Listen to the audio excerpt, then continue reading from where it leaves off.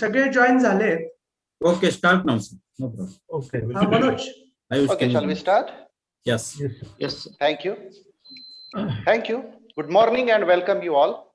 I am Dr. Manoj Gujar, and you can see on screen Dr. Sanjay Dikshit, the founder member of ELAI, Satara chapter, and associate professor from Mudaji College, Fulton District, Satara. And we are playing the moderator's role for this national webinar on emerging research areas in language, literature, and culture. At the very outset, I take this opportunity to thank the organizers for giving us this opportunity. Thank you, organizers. This webinar is being conducted on Zoom platform, and it is also live streamed on the institutional YouTube channel. And I welcome all the Zoom participants and YouTube participants on this occasion. Ladies and gentlemen, this national webinar is jointly organized by the Department of English, the Research Committee, and the Internal Quality Assurance Cell of Janta Shikshan Sanstha's Kisanveer Mahavidyalaya, and in collaboration with Satara chapter of English Language Teachers Association of India, popularly known as ELAI.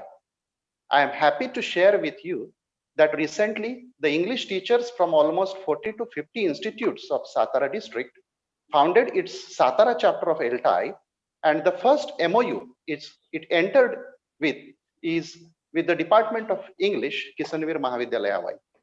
And I feel more privileged to declare that this national webinar is the first activity under the auspices of ELAI Satara chapter.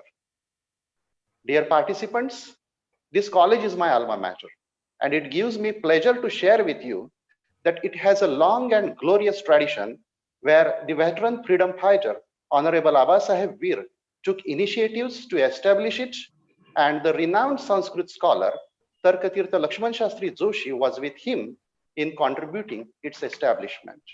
And it is a proud moment for this institution that this year it stands in its Diamond Jubilee year of establishment.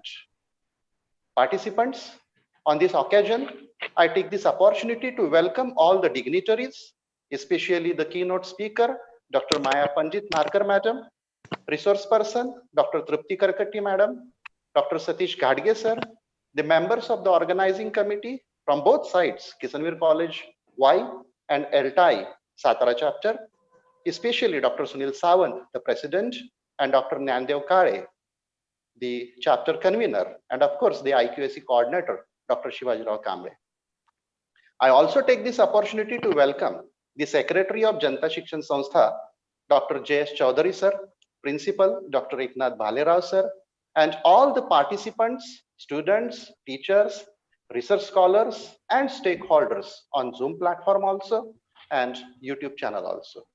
Thank you all for joining with us on this occasion of national webinar. And now I request my companion, the co-moderator, Dr. Sanjay Dikshit Sir, to introduce and welcome Dr. Eknath Bhalerao Sir and invite him for his introductory and welcome speech. Dikshit Sir.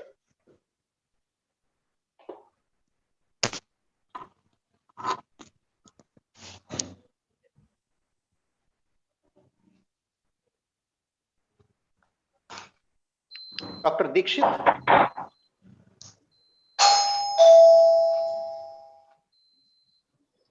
Hello. Yes, sir. Go ahead.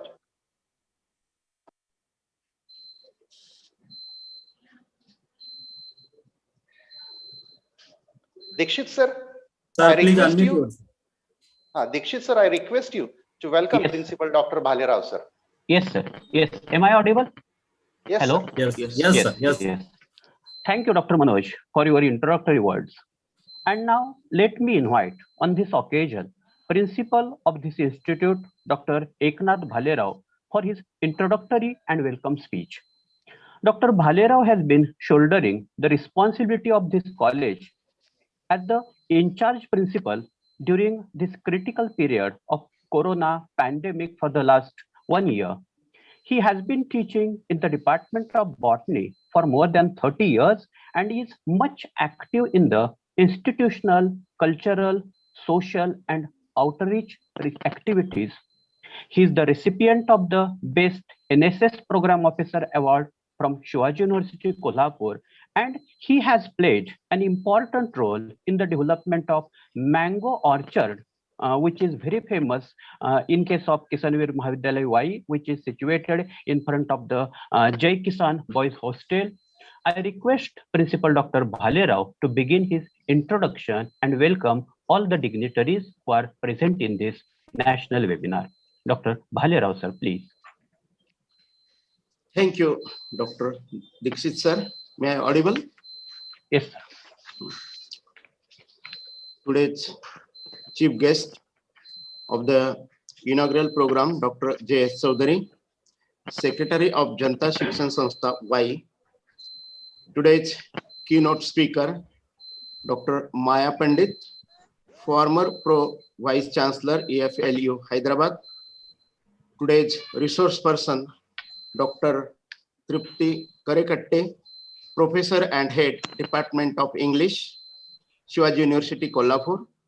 Professor Dr. Satish Ghadge, who is going to chair the resource persons session. Professor Dr. Sunil Sawant, convener of today's webinar. Dr. Gnandev Kale, convener of ELAI Satara chapter. Dr. Shivaji Kamble, IQAC coordinator of the college. Moderators, Dr. Sanjay Dixit and Dr. Manoj Ghurav, vice principals of our college, teachers and student participants from different institutes, our administrative staff and friends. On behalf of Janta Shikshan Sanstha Y and Kisanvir Mahavidyalaya Y, it gives me great pleasure to welcome you all in the national webinar on emerging research areas in language, literature, and culture, which is organized by Department of English Research Committee and IQAC in collaboration with Satara chapter of English Language Teachers Association of India. Our college is one of the best rural colleges affiliated to Shivaji University, Kolhapur. It was established by Sri Kisanvir and by Padma Vibhushan Tarkatirtha Lakshman Shastri Joshi. Honorable Pratap Rao Bhosle, Alice Bhau, and Honorable late Lakshman Rao Patil were President and Vice President of this Sanstha respectively.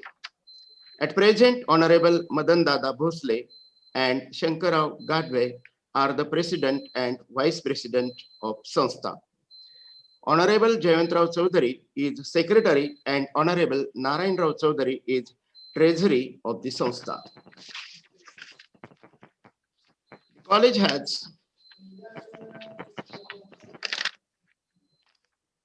The college has only arts and commerce faculties in 1962. It later added MCom, MA, and science faculty recently in 2012. The management has started MSc Organic Chemistry as well. Two other important additions are BCA and Yashwantrao Chavan Maharashtra Open University, Nasik's Distance Education Center. The management of Janta Shikshan Sanstha is knowledgeable and service-oriented. It has made remarkable contribution to the changes in the infrastructure of college, taking into consideration the changing needs of the student population. With the help of grants from the UGC, the management has constructed women's hostel and indoor sport hall. Our management has shown a great sense of social commitment by undertaking a noble project of opening Jakishan Boys Hostel for the students belonging to the families of the farmers who have committed suicides. Now, our management has provided our premises for opening an isolation center for COVID positive patients we all feel proud of our management. In 1962, the strength of our college was only 80, but at present, it is more than 6,000. The growth of college is both quantitative and qualitative. Our students have excelled in the academic, cultural, sports, NSS, and NCC fields at the university, state, national, and sometimes international levels also. Many of our students have occupied good position in administration, industry, banking, research, and corporate world. The faculty of our college is well qualified. Many teachers have obtained MPhil and PhD degrees. Some of our teachers have successfully completed major and minor research projects. Our administrative staff is active and hardworking. Our staff always takes initiative in providing monetary help to the needy people. Recently, our staff provided many kits of essential grocery items to the lockdown affected families. The reason all participants have joined this Zoom meeting is because Department of English Research Committee and IQAC of our college have organized this national webinar in collaboration with ELAI Satara chapter. The topic of webinar is extremely relevant for the teachers, researchers, and students of languages. I hope all of you will enjoy the deliberations. Once again, I welcome you all here. Thank you. Thank you, Principal Dr. Bhalera, for your introductory and welcome speech. And also thank you for your words of appreciation for the Department of English, Research Committee, IQAC, and Team ELAI. And now, let me take this opportunity to welcome Dr. Gnandev Kale, the first convener of ELAI Satara chapter, to introduce ELAI Satara chapter. Dr. Kale is my friend, a young and studious English teacher, heading the Department of English in Amdar Shashikant Shinde Mahavidyalaya, Meda, District Satara, for last 15 years. He is the one who floated this idea of starting Satara chapter of ELAI for the benefit of English teachers of this district. And he took serious pains in getting this chapter registered and making it functional. And I'm sure that he will shoulder this responsibility of chapter convener with the chapter president, Dr. Sunil Sawant sir. And there is no need to say that Dr. Kale has been instrumental in floating the idea of organizing today's national webinar and making it happen. He is also working as an executive editor for the ELAI National News Bulletin. He is a recognized research guide. His areas of interests are critical theories and English language teaching. And he is also an active member of Shivaji University Teachers Association, Shivaji University English Teachers Association, and the executive trustee of Teachers Benevolent Fund. I request Dr. Kale, on the behalf of organizers, to brief on ELAI, its functioning and activities, along with the background of starting Satara chapter of ELAI. I request Gnandev Kale. Thank you, sir. Thank you, Manoj, sir. I'm really thankful to the organizers that the Satara chapter, English Language Teachers Association of India, I'm here to represent both National ELAI as well as the Satara chapter of English Language Teachers Association of India. Before I proceed with, I would like to introduce ELAI through its video, which was prepared last year by ELAI National. I would like to share my screen.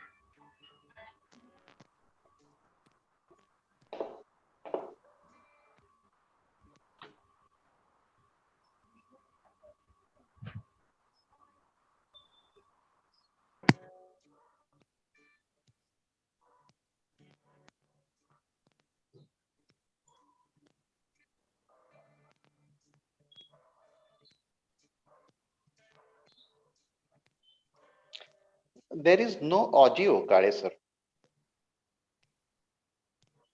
The AV is being played, but there is no audio. I can listen to it, sir. But we are There is one option that make a audio with your screen.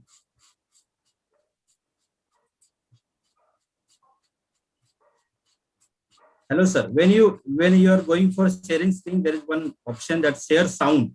Just click on it. Then it will be very audible.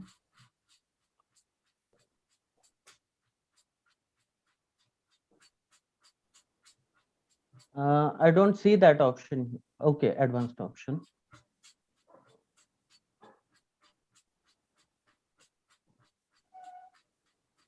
No, I आता आला होता आवाज. आता आलेला? Is it? Yes. Yes. त्या स्क्रीनवर sir share sound म्हणून एक बटन आहे, त्याला फक्त just click.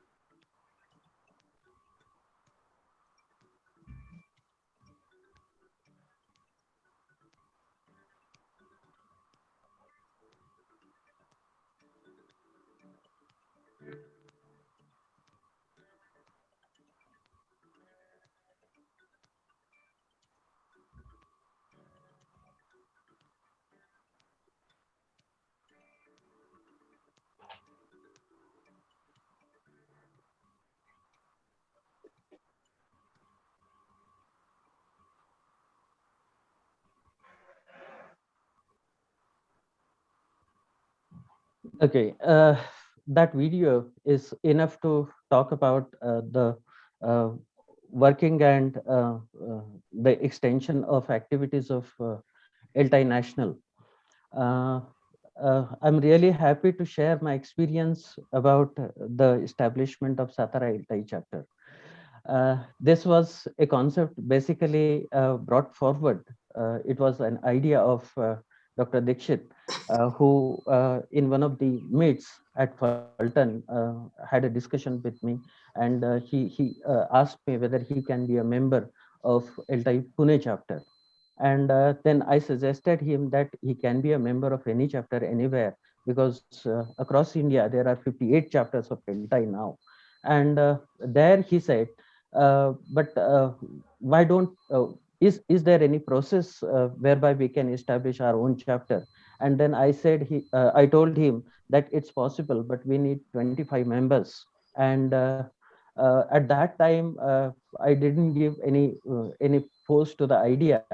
But later on, last year in September, when it happened that because of this pandemic situation, the university announced online examination, and for that we needed to support our students with objective type of questions, MCQs, and it was simply impossible for any single individual to deal with all the papers.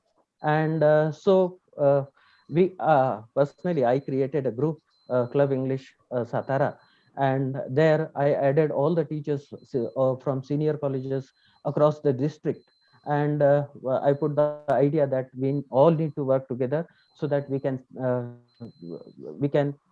reduce the amount of hard work that an individual would have required. And the idea worked. All the teachers came together and we prepared question banks, and we distributed those question banks among students, and the results were really very fine. After that, one day again, Dr. Dikshit worked, and he passed the idea to start the Satara ELTAI chapter. And then Dr. Dikshit, Dr. Guzar, Dr. Sawan, Dr. Ghadge, we all, the teachers from Satara district, English teachers from the district, came together and we decided to have a chapter. And finally, we inaugurated Satara chapter of ELTAI in October.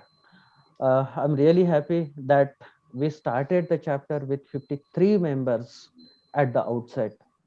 It is a record in itself, and all the teachers are bound, and they all are here on the platform of ELTAI. Most of them are busy with many other activities as well. But apart from all those, in between, we had to deal with this situation, classroom teaching, online teaching, and all other work at college, particularly being teachers of English. Most of us are busy with IQAC works.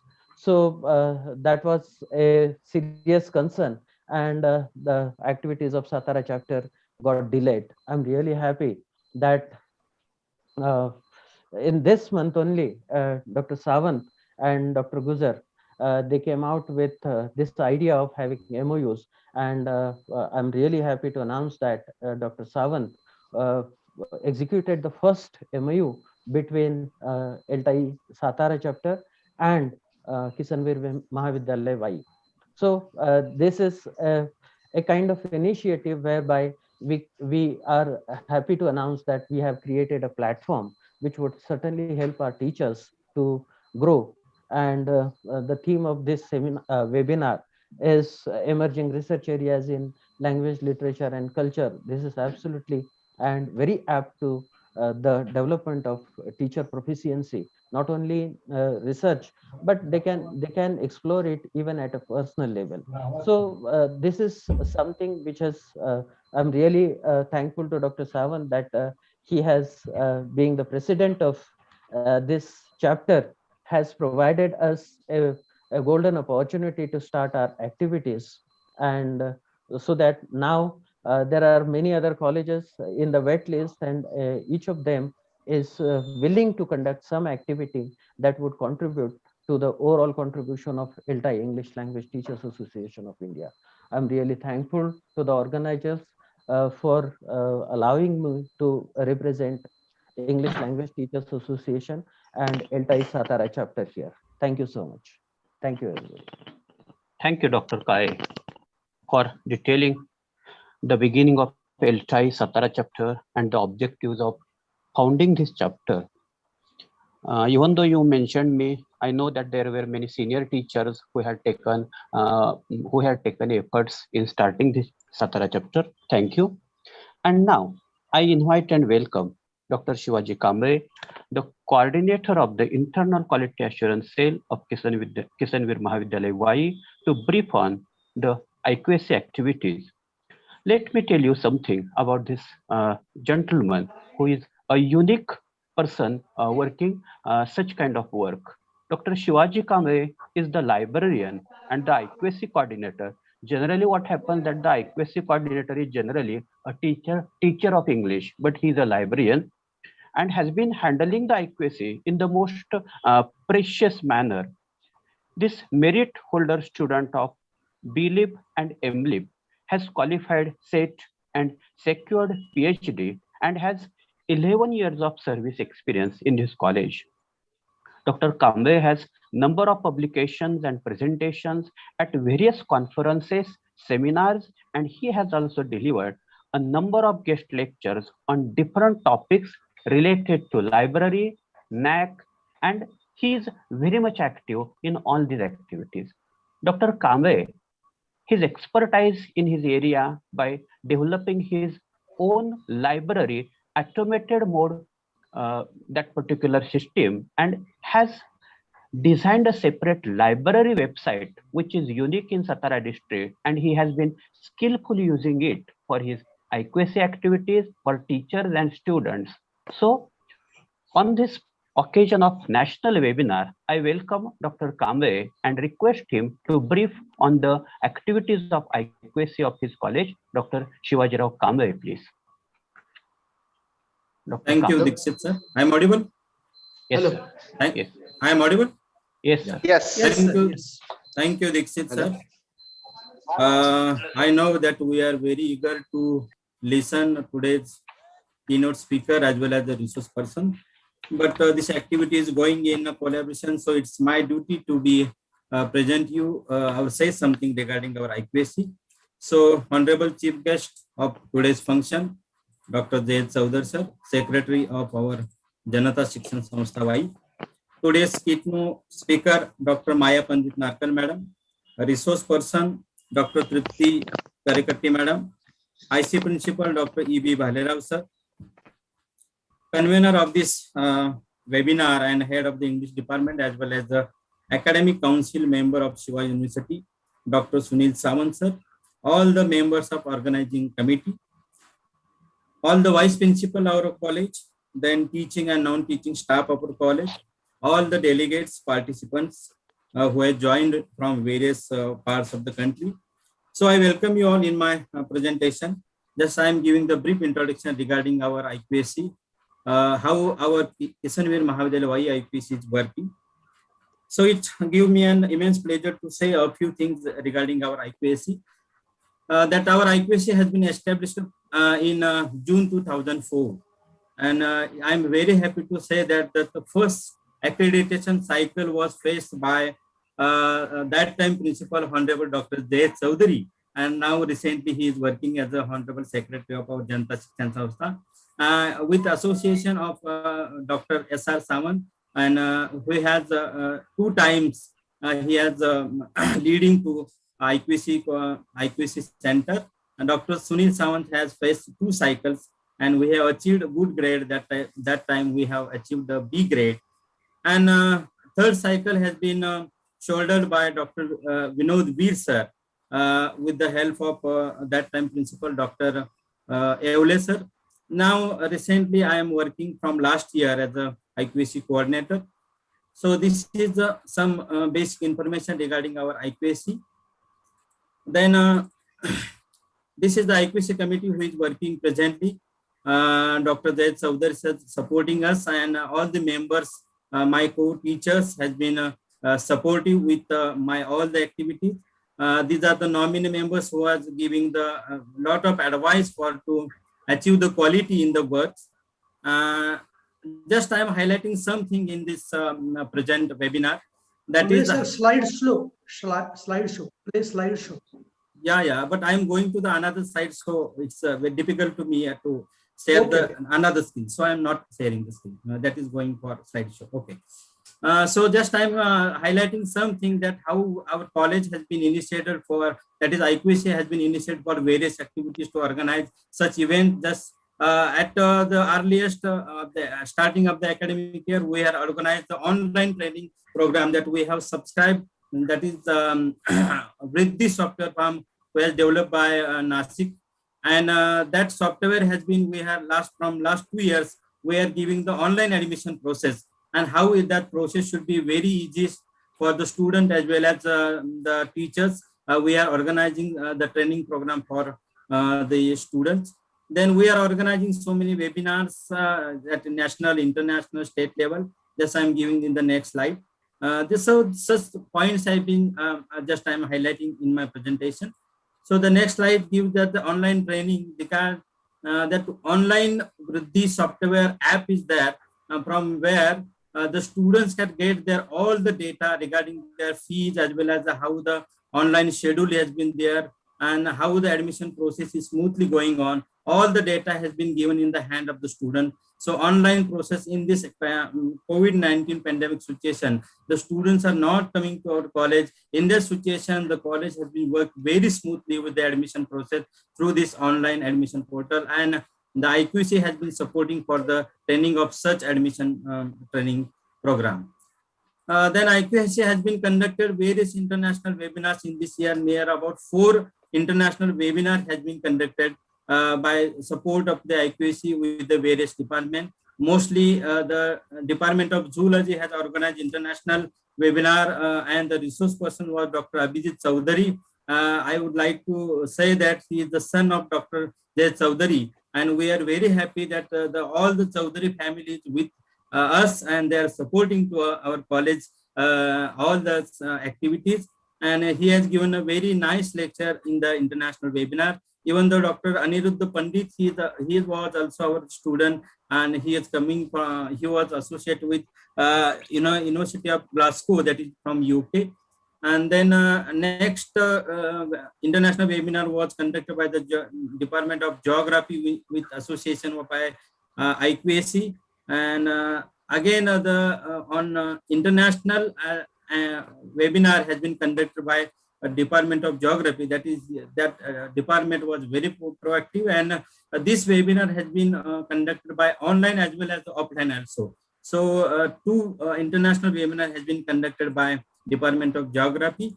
Then again, the Department of Sport, Lieutenant Sameer Fawaz has organized international webinar on healthy lifestyle and management. And these are the Kausub Azim was and Deshmukh Deshpande was the resource person. Like that, near about 5 national webinar has been conducted by support of various departments with initiation of IQAC.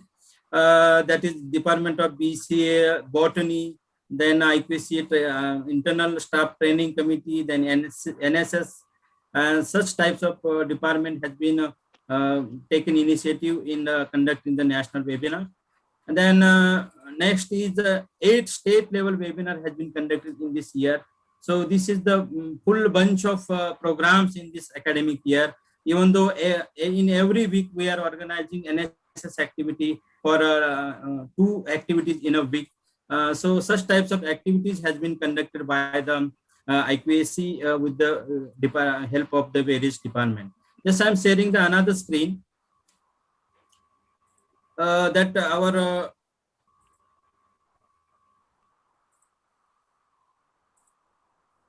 sir, is it visible? Yes, sir. Is it? Yeah. So IQAC has taken initiative in developing our college website, because in this pandemic situation we all are suffering from that. We are not going to the college daily, and the professors are unable to work in such a situation. So IQAC has taken initiative that he has given freedom to all the departments, that whatever programs has been conducted by the department and the faculty, they should upload their own research work in this research tab.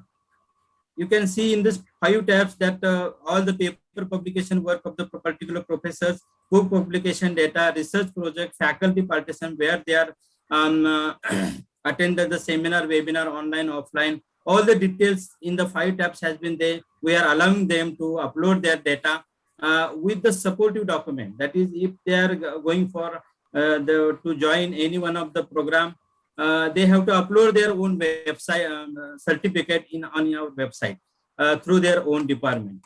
Likewise, whenever the department has been organizing activities, they have to upload their activity with the supportive document. So it is a plan of an IQAC that all the departments should create the e-content and they can upload their own data on the website, so the IQAC can handle all this data with the easy hand. Again, whatever the research has been uploaded, department activity has been uploaded, that was displayed in the research chapter, that here we can get all the consolidated data. So the IQAC coordinators or criterion chief can copy the data and they can use for their particular criteria. So such type, even though if you see all the activities of sport, NSS, every department we have given the access and to upload their own data on the website. So it is very easy to work from home for all the teachers, and even for the facility of, even we have near about 90 committees are working for in an academic year. They can also upload their own data according to their reports. In the extracurricular activity, they can select just their committee and they can upload their data, even though they upload their reports with photographs. So such types of paperless work, how they can do, and it's very easy to get the access and data from the various departments in such a fashion that IQAC has and the website development committee has thinking about, and they have done this job very nicely. Again, I would like to introduce that our Kishanvir Mahavidyalaya Y Library has developed its own website from where the students can get a lot of e-books, e-resources from this website. Even that, I am very happy to say that our Department of Library has been organized the app of the college, from where the students can get their own data on their mobile, because we have make a free access at the mobile, even though it is very free of charge in the mobile. They can upload, they can download their own app free of cost from the Space Store, and they can upload, they can use the data by their its own place. So such types of activities has been done by the IQAC, and all the management committee and all the members are supporting to us. So we are very happy with the work of the IQAC, and thank you very much for giving me a space in this national webinar to say something regarding our IQAC. Thank you very much. Thank you, Dr. Kamble, for briefing on your institutional IQAC. We could see that your IQAC is functional, rather proactive, and it is nice to see you using ICT in making IQAC functional in a smart way. I am sure that you will score new heights in your next cycle of NAAC assessment and reaccreditation. I wish you all the best for that, and thank you once again. And now it is time to invite Professor Dr. Sunil Sawant and introduce him for presenting the theme of this webinar. Dr. Sawant is the founder president of Satara chapter of ELAI and an esteemed member of the Academic Council of Shivaji University, Kolhapur. Recently, he has been placed as the professor, and he is the head of the Department of English of Kishanvir Mahavidyalaya Y. He has solely edited the book titled Translation Studies, Theories and Applications in 2013. He has also translated 3 books from Marathi into English: Footprints of Culture in 2006, Winds of the Sahyadri in 2008, and Rajarshi Shahu Chhatrapati, Life and Works in 2009. He has completed 2 major research projects: American Literature in Marathi Translation, a study in literary reception in 2011, and the Experimental Theatre of Maharashtra, a study in translation, history, and culture in 2015, with the financial assistance from the UGC. He has published more than 25 research papers in quality research journals and books. 7 students have completed PhD, and 9 students completed their MPhil under his supervision. He has been honored with Barrister PG Patil Best Teacher Award of Shivaji University, Kolhapur in 2008, and Granthamitra Dr. Shivaji Rao Chavan Research Award in 2016. I sincerely welcome Professor Dr. Sunil Sawant sir and request him to introduce the theme of this webinar to this virtual assembly. Dr. Sunil Sawant. Hello. Today's chief guest of the inaugural program, Honorable Dr. J.H. Saudari, Secretary of Janta Shikshan Sanstha WAI. Today's keynote speaker, Honorable Dr. Maya Pandit, former Pro Vice Chancellor of IFLU, Hyderabad. Today's resource person, Dr. Tripti Karekati, Professor and Head Department of English, Shivaji University, Kolhapur. My friend, Dr. Satish Ghadge, Dr. Bhalera, in charge principal of the college, and friends. It gives me great pleasure to inform you that the research committee of our college has planned to organize a series of 4 webinars under the scheme Fostering Research Culture in the HE Institutions.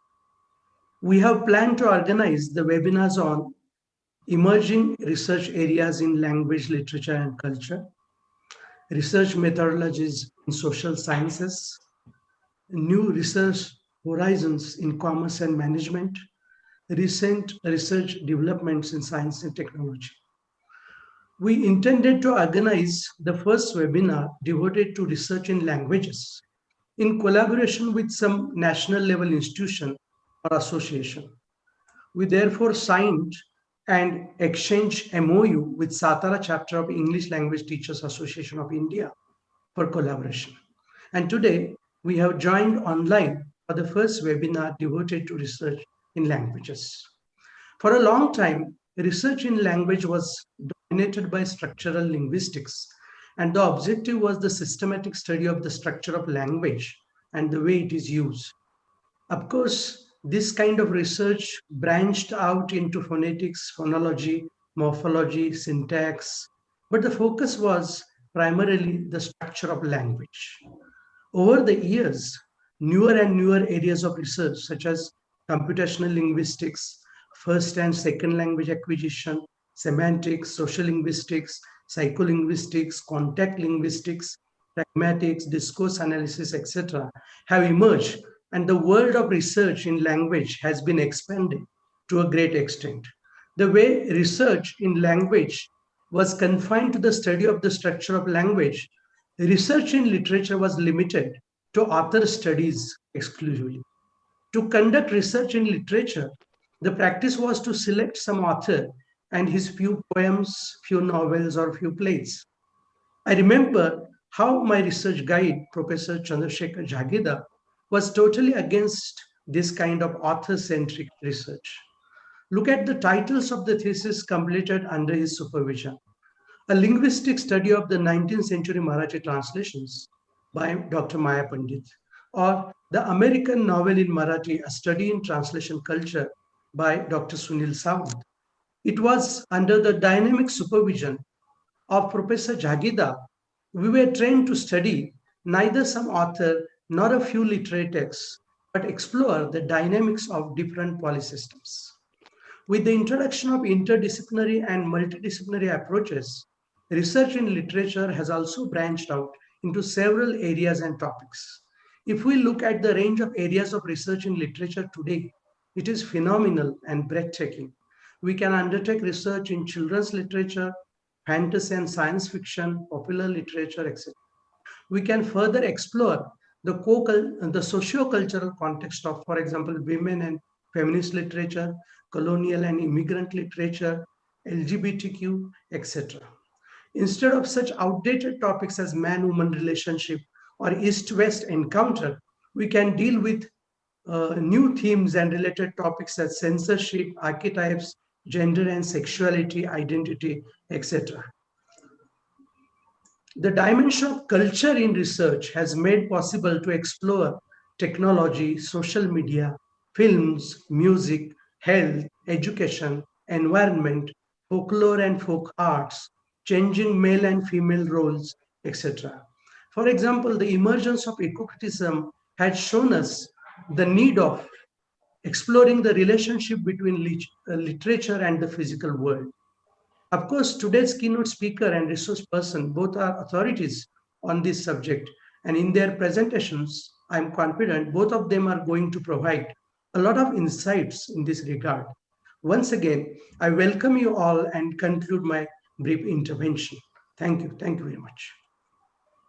Thank you, Dr. Sawant, for welcoming the dignitaries as well as introducing the theme of this national webinar, as well as expressing your point of view.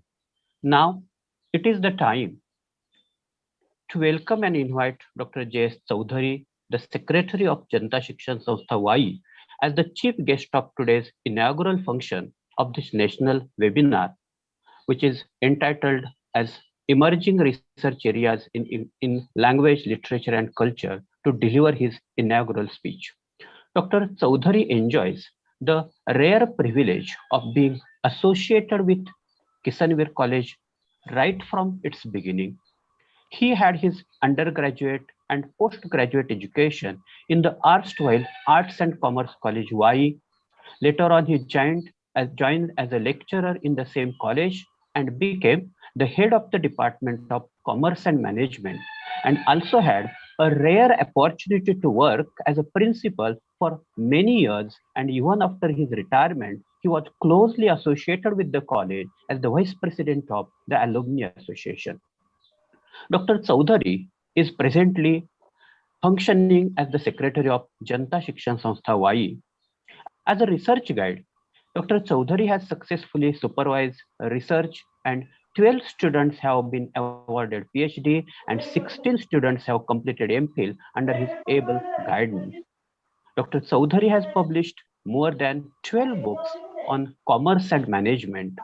He has remained an office bearer of Rotary International and contributed to Rotary in a variety of ways.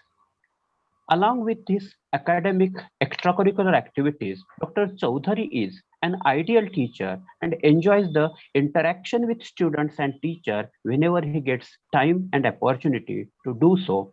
On occasion of this national webinar, I request Dr. Chaudhary for his inaugural speech of this national webinar. Dr. Chaudhary, please. Thank you, Dr. Dixit, for introducing me so nicely. Good morning, everyone. This morning, we are meeting for the national webinar on emerging research areas in language, literature, and culture, organized by the Department of English of our college, then IQAC, in collaboration with the English Language Teachers Association of India, Satara chapter.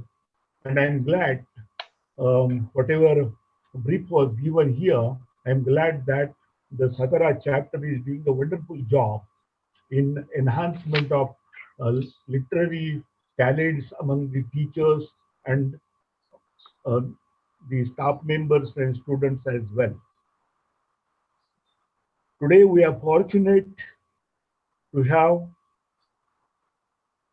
eminent speaker, Professor Dr.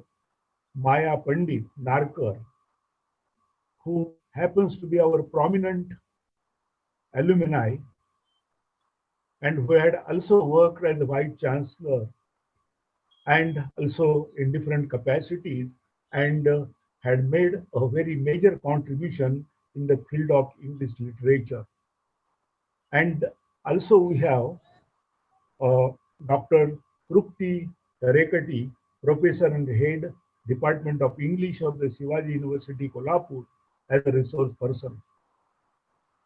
We have our principal, in-charge principal, Dr. Bhalerao, Dr. Sunil Sawant, Head of the English Department, and his colleagues, Dr. Shivaji Kamble, IQAC Coordinator, as well as Dr. Manoj Guzar, Dr. Dixit, and the professors of our college, students, and all those participating in today's webinar. Friends, literature plays an important role in modern society. It acts as a form of expression for each individual author. Several books mirror society and allow us to better understanding the world we live in. Literature reflects cultural values and serves as a tool for teaching those values to others. It has a major impact on the development of the society. Today's webinar would focus on the emerging areas in language, literature, and culture. Hope it would benefit our professors, students, researchers, and all those who are participating in today's this national event. And this webinar would give them a new insight, and it would create interest among them as far as the literature and research in the language is concerned. Hope it would benefit all those who are involved in the webinar and those who are taking active part in today's webinar. With these words, I conclude my speech, inaugurate today's important event, and wish all the best for the ensuing deliberations. Thank you very much.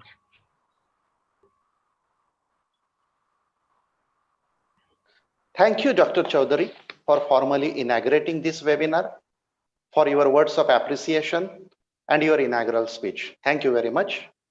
And now it is time to invite the keynote speaker of this webinar.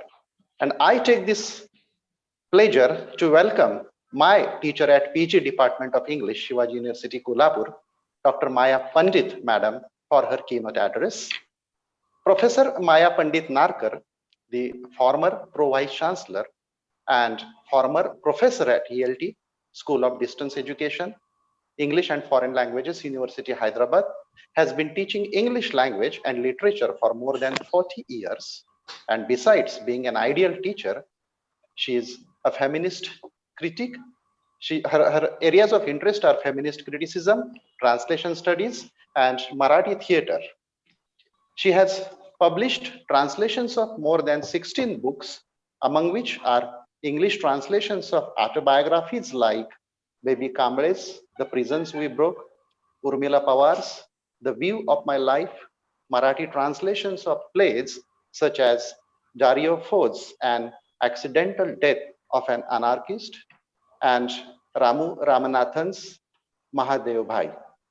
English translations of plays such as Jayant Pawar's The Nowhere People and Sanjay Pawar's Pass the Buck on Brother, and literary texts like Mahatma Phule's Slavery, Sania's Thereafter are significant among other several translations. Her original works include books such as Gopal Ganesh Agarkar, Adventures with Grammar and Compositions, and a poetry collection, Talkhali. Thank you, Madam, for giving us an opportunity to listen to you once again and experience your words of authority on the occasion of this national webinar. I'm sure that you will provide us new insights, new perceptions, and viewpoints on the emerging research areas in language, literature, and culture. I welcome you on the behalf of Kisanveer Mahavidyalaya Vai and ELAI Satara chapter and request you for your keynote address. Madam. Thank you very much, everybody. Professor Chaudhary has been my teacher, and Dr. Sunil Sawant has been my co-student, if I could say so. We were both doing our PhDs with Dr. Jagirdar. And Dr. Trupti Karekatti has been my student, my star student, actually. And it's a wonderful thing because, this is my college, my alma mater. And this is like ghar wapsi for me, in a sense. And I'm very happy that Dr. Sunil Sawant invited me to present a few brief remarks as keynote address. It's not going to be a big keynote address because I'm sure, in fact, Sunil has talked about such amazing, with such amazing insight into language, literature, and culture that my remarks are not really needed. That's what I feel. But in any case, since I have been invited to talk about certain areas, I have chosen to because this is really a huge, huge area. And though I have done work in all the three areas, language, literature, and culture, uh, I have chosen only those things which I have found very interesting for various reasons. The first thing is that I don't believe that, language, literature, and culture are all very integrated, organic elements of any civilization, any culture. It's very difficult to say that I'm going to only talk about language, but without saying anything about literature. And I'm using literature as a term in a very wide way because literature is not just a story or a novel or a poetry. Literature is a consortium of the creative energies that writers put together for the articulation of their own experiences in the world, which are again defined by the cultural contexts in which they write. Because ultimately, every literature, every cinema, every movie, every theater play, every autobiography, every whatever you take as articulation, it has to be in language, it has to be in some format which you either follow from the tradition or you contribute to by creating a new one. And all of this activity takes place within the context of culture. So it's very difficult to say that these are three distinct areas. The interaction between all of these three together uh, is like, for instance, I mean,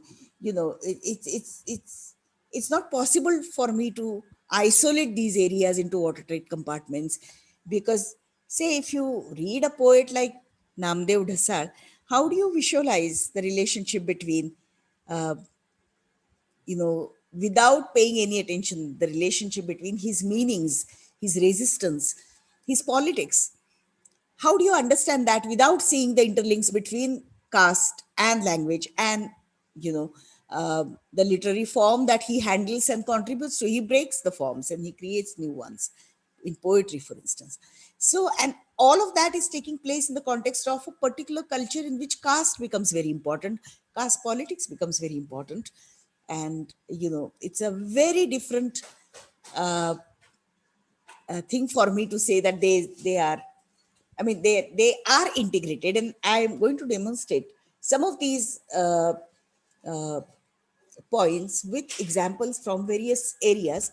And that is how I thought I would choose areas of my interest, and where I thought that this interaction between the intertextuality, the intersections of all these three sections, how they converge together, how they confluence together, and how they shape your own articulation, for instance. Uh, in any context that we talk about, the today's context, like, for instance, the context of the globalization, context of the transformations that this has brought about in our own um, lives, spheres of existence, wherever it is, whether you belong to a city or you belong to a rural area, wherever you are. But it has impacted you in various different ways. It has impacted different sections of the society in different ways.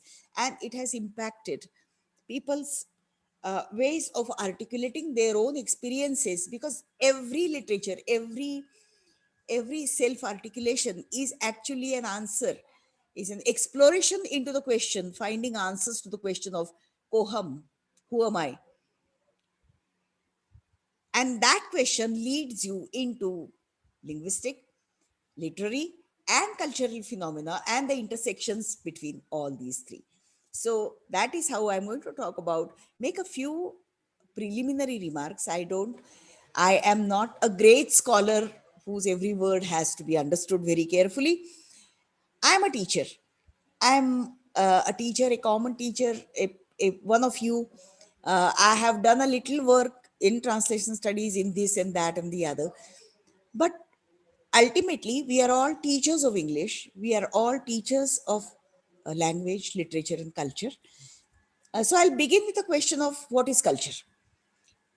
because that is how literary forms, that is the context within which literary forms take place. And unless you have language, you can't write. So culture is a very simple definition, and I'm here following Raymond Williams to tell me what culture is. Culture is the way we live. And how do we live? It is the way we dress, in our individual choices, but that there are norms of individual choices. If you're going into a classroom, you can't really go into very, scantily dressed um, bikinis and things like that. There are certain norms in your personal life, in your social life, that you have to follow. If you don't follow those norms, you are talked about as non-normal. Now, what is this normality? Now, if you talk about culture, that is one level, your personal individual experiences and the norms that govern your personal lives. Then there are institutionalized norms. For instance, there are norms of the family, there are norms of the law, there are norms of how to be a good student, how to be a good teacher. Mind you, I'm not saying we should all follow norms. What I'm saying is that is how there are processes of domination and subordination, because all people in the society are not at the same level. They are at differential level of power. So there are different power structures in the society, institutionalized power structures in the society, like family, like religion, like law, like sports, uh, like what constitutes knowledge. There are norms regarding that. Uh, then there are other political systems or other systems which hold political power in their hands and which dominate you. So this is the third level at which we talk about culture. And these are systems like, say, for instance, colonialism, systems like globalization, which are not simply one instance of one kingdom where a power is established by a king or a queen, uh, under whose rule all subjects uh, are governed. There are rules of governance, there are rules of exclusion and inclusion, and there are rules of specifying what is important and what is unimportant, and who is superior and who is inferior, and who should behave like what and who should not behave like in a particular way. So all of these areas of our social existence, our personal existence, are controlled by different systems within the culture.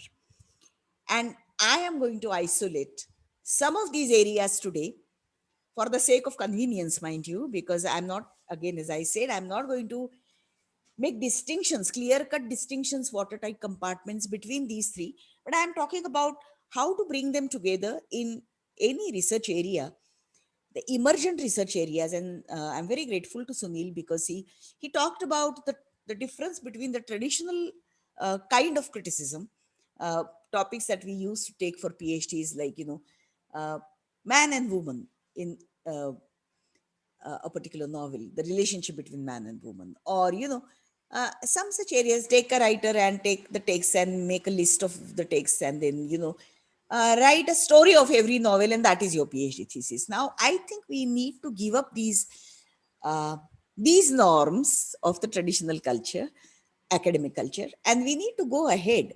And basically, as I said, my point of departure is that I am a teacher. I'm going to teach literature. I'm going to teach my students who come, maybe from, majority of them come from rural areas, and a majority of them may not be following the normativities. For instance, I may have students in my class who are from the marginalized communities. I may have students in my class who are disabled. I may have more women in my class than men. And this is a very common phenomenon, at least in the arts classes, because it's supposed to be a very soft option, good for um, uh, girls. So you will always find more girl students in your class.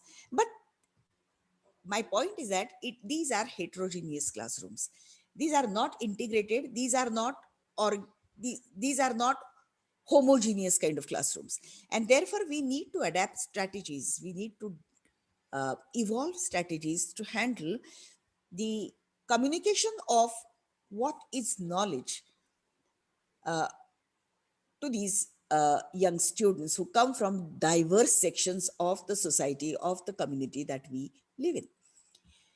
Now, if you take this kind of a view of language, literature, and culture, my first point would be that, we need to open our eyes and see where we are located. For instance, take the instance of globalization and literature and culture.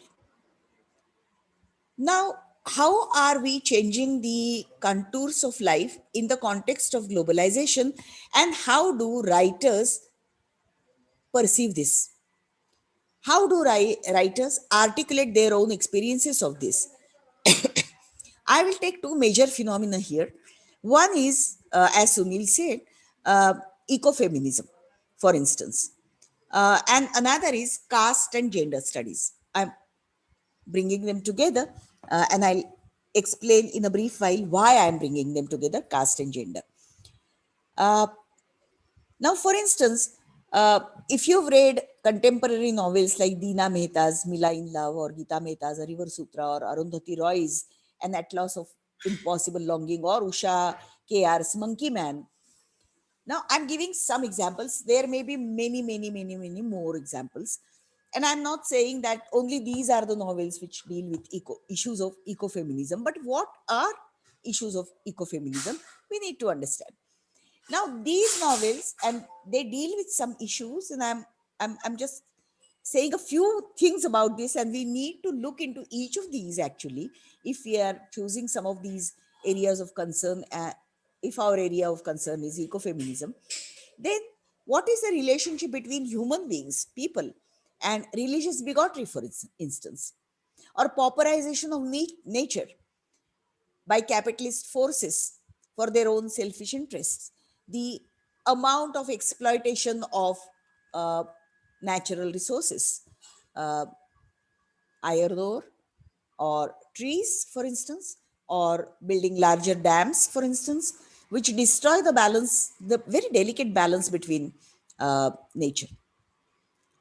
Then there is obviously processes of urbanization and the politics of development through which the city as a phenomenon has emerged. Now, city with a capital C. Where do cities come from?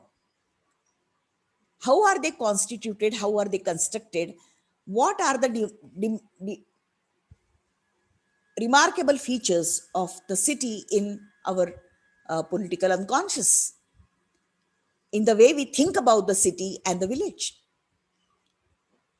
Now, this kind of a politics of globalization and denuding nature has resulted in the very traumatic experiences of men and women in the form of different kinds of processes of annihilation, for instance, annihilation of whole lifestyles and creation of new ones. If you look at the writers like Mahashweta Devi, for instance, and Mahashweta Devi's stories about the Adivasis in Bengal,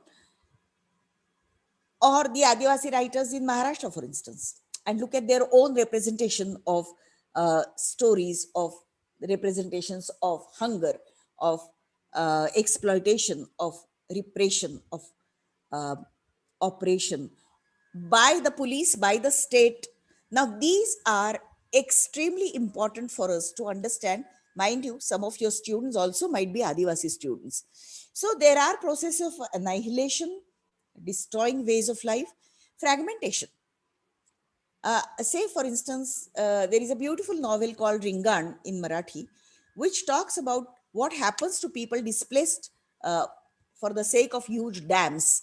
And these people are displaced from nature, from their location, for their community, living, small community, living in the vicinity of hills, forests, animals, including tigers. And what happens to them when they are thrown away, like, stones from rice, into areas where it's impossible for them to survive, because the government doesn't allow them to stay in their own places, and the people where, of the localities where they are shifted, they don't find these welcome at all. In fact, for them, these are ignorant, half monkeys, half men kind of creatures. Now, what happens in this situation? Who is to question uh, the logic of development? Now, I'm not saying that, this is the politics of literature that I'm talking about. I'm not saying that we should all go onto the streets and wave flags and say, yeah, we are trying to resist this uh, regime, this regime, that regime, this minister, that minister. I'm not talking about that. I'm talking about how the forces of power, which try to uh, which try to make people into another kinds of introduce people into another kind of slavery. And these are the new forms of domination that have come up in the era of globalization. Then there is a psychological trauma and disenfranchisement. So you live in a democracy, and I'm not just talking about India, I'm talking about American literature, I'm talking about African literature, I'm talking about different kinds of literature from all parts of the world. But you see that gradually more and more people are getting disenfranchised. They lose their rights. They don't have, there may be democracy in their countries or not, but basically what it means is that they are being oppressed and they are being exploited, and there are new modes of exploitation that are coming up. Now, I think as a teacher, it is my right to understand, get an insight into this kind of relationship between the power politics and the common people, and try to take a stance, take a position regarding this. Uh, at least tell my students that this is the world that we live in, and teach literature to develop in them an insight into these kinds of relationships. Uh, in the rhetoric of globalization, equal opportunities for all, uh, and everything, level playing field for all. But actually, there are attendant evils underlying this language, and these are hidden under the glitter and razzmatazz. Okay. Uh, Take, for instance, the caste issue. Now, the relationship of women and caste and poor people, they do not sit comfortably with these changes. See, globalization is another form of capitalism. Uh, they are not going to work for, you know, uh, your welfare. They are working for basically earning more and more profits. Now, how does the lower caste people, for instance, women especially, who are already in the scale of hierarchy in the Indian society, and I don't need to tell you about more about the caste system here, but there was a hope in the early part of the 90s saying that, with globalization, the situation of the Dalits will improve greatly and there will be equal opportunities for the Dalits to develop. But ultimately, if you read Dalit texts, if you read Dalit literature, if you read Black literature, for instance, you will see that the current Black literature, the more modern Black literature, you will see that the history of Dalits and the history of Blacks and the history of the Asians has always been shaped by the forces of capitalism, which have wielded them into new forms of slavery. Now, the situation of the Dalits becomes still horrible, more horrible, because their existing modes and systems of operation, like the Dalits will have to had to do all the dirty jobs in the society. Now, if you today look at when the state power is diminishing and the global capital is taking over, you see that Dalits situation is still worse. Then for all the existence of the Dalits, I'm not against reservation, but it is shown as if the global system doesn't have any place for the Dalits. Whatever little place is in the reserve post for the of the government jobs. So all the concentration of the Dalits goes into the reservation. But how much opportunity, how much money, how much uh, commitment of the state is really in the improvement of the quality of a Dalit life? If you ask that question, and you can read, in Marathi or in any other Indian language, all of these areas where you see that exploitation is increasing in innumerable forms, and it's very difficult to even understand what is happening because the forms are so new. Now, the the point that I'm trying to make is the traditional philosophical dualism between nature and culture, or caste hierarchies which divide laborers into inviolable norms, the inaccessibility of resources for the poor and non-privileged. These are some of the major issues, and the impact of globalization has made them still worse. So, ideologies of ecofeminism, caste and culture, the relationship between these, the operation of women in this particular system, uh, in both the rural and the urban spaces, it's really, I mean, all the stories of scavengers that we read is a different kind of a tale that comes into existence. And if you read the recent Dalit writing from all over India, it talks about some of these issues. Now the point is, how do novelists confront the challenges that such changes have brought about from a gendered, from a class oriented and a caste perspective? Now, I am not selling you anything, okay? I'm trying to say that now the traditional modes of thinking about literature are old. I mean, they're irrelevant. They're not very material for us to understand. So, how do they deal with the issues of the paranoia and madness? If you read women's writing, paranoia, madness, and death wish, suicide, these are the major uh, tropes that you keep on, accosting all through your reading of the literature by women. Why does that happen? Why do farmer suicides happen? For instance, if you read recent writing in Marathi or Hindi or Bangla, they talk about these issues from an eco-sensitive, from a caste perspective, from a class perspective, and you need to draw the students' attention through a comparative perspective towards these uh, issues. Now, this requires us naturally to delve into regional literatures more and more from a comparative perspective. So, I'm not saying give up studying English, because even in English, I mean, if you look at the Irish literature, if you look at the Scottish literature, I won't go into the details of this. Or if you go on into reading the literature of produced by workers, communities of various kinds in England or the US, you will see that uh, there are n number of parallels that you see developing between our literatures, the regional language literatures, as well as literatures of these countries. One example could be the Grapes of Wrath, for instance, or even the novels of Hardy, because they also were written during the uh, a phase of development where capitalism was replacing feudal uh, structures and systems in England. So if you read things like that, it becomes very interesting to see, or black literature, for instance, which talks about race, and Indian literature which talks about caste.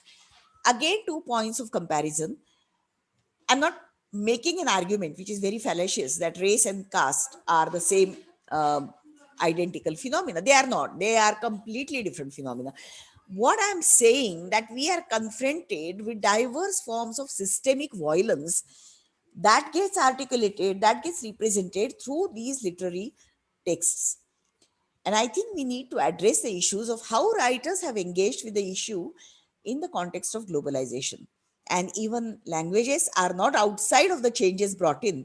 Um, I would quote here, and I'm going to talk about this novel later, but Indira Sinha's Animals People, for instance, a completely different kind of a language, English, is formulated here, which is a mixture, very strange mixture of Hindi and English. And the entire novel is written from that perspective.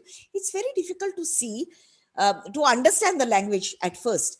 But this you will find happening in all kinds of, so how many varieties of English? Uh, English, Minglish, or whatever, Irish English, Scottish English, or Black English, and these Englishes that we have started developing, that is interesting. Another novel in this respect, just to look at the uh, language perspective, is Emma Donohue's, which was shortlisted for not Pulitzer, Man Booker Prize, a novel called The Room. Now, if you look at these novels, look at the linguistic experimentation that is taking place, and underlying that is violence. Underlying that is a systematic uh, exploitation of people who are on the lower rungs of society, who are marginalized. So this is one area of doing research. Another area of research which you might find interesting, is migrant writing. Um Now, uh, in the days of globalization, for instance, migration has become a very common phenomenon. I'm not saying that migrations have started happening only during globalization, uh, but because migrations have always taken place. I mean, people in all over India have moved from one place to another. The fakirs have moved, the prostitutes have moved, the barbalas. That's a separate issue altogether. But if you read some of the accounts there, you will see tales of migration taking place. But I'm talking about migrations on a very, very large scale. I mean, sometimes we really appreciate and admire the writing of, people who have migrated to the US and talked about, um, the in between spaces that they occupy there. Uh, but I'm also talking about some uh, more recent phenomena which are very disturbing, but which somehow do not get actualized in our actual research. For instance, look at the autobiographies of Palestinian men and women migrating to the US or other European countries trying to escape the persecution by Israel.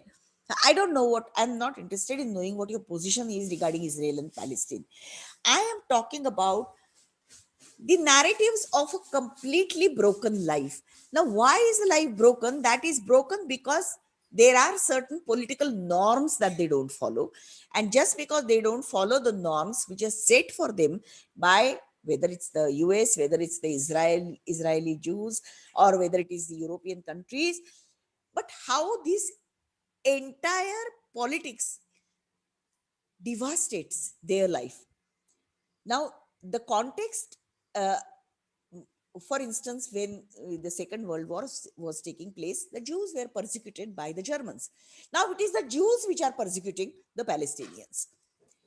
The Jews who had been victims of the Holocaust are now in a completely different political role.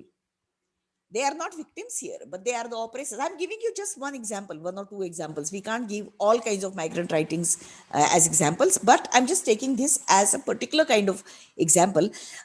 Say if you read Ghada Karmi, this is the name of a Palestinian woman writer, In Search of Fatima. Okay, that is her story. Then there is Salma Salem's The Wind in My Hair, another devastating account. Or Laila El Haddad's Gaza Mama, Politics of Parenting in Palestine. Now, all of these areas, all of these novels, these are testimonials actually that present the persecution of Palestinian people as seen and experienced through women's eyes. Now, see, our board of studies also will not be ready to cross over the limits of American literature, British literature, the norms that we follow generally. Isn't it time that we change this and sort of address literary texts which address the issues of this kind, rather than regurgitate the same old stories again and again?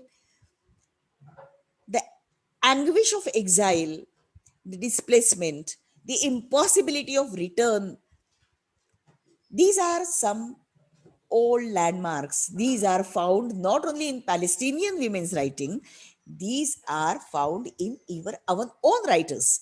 Uh, I could give you many examples here. Uh, for example, the history of religious conflicts, the conflicts between the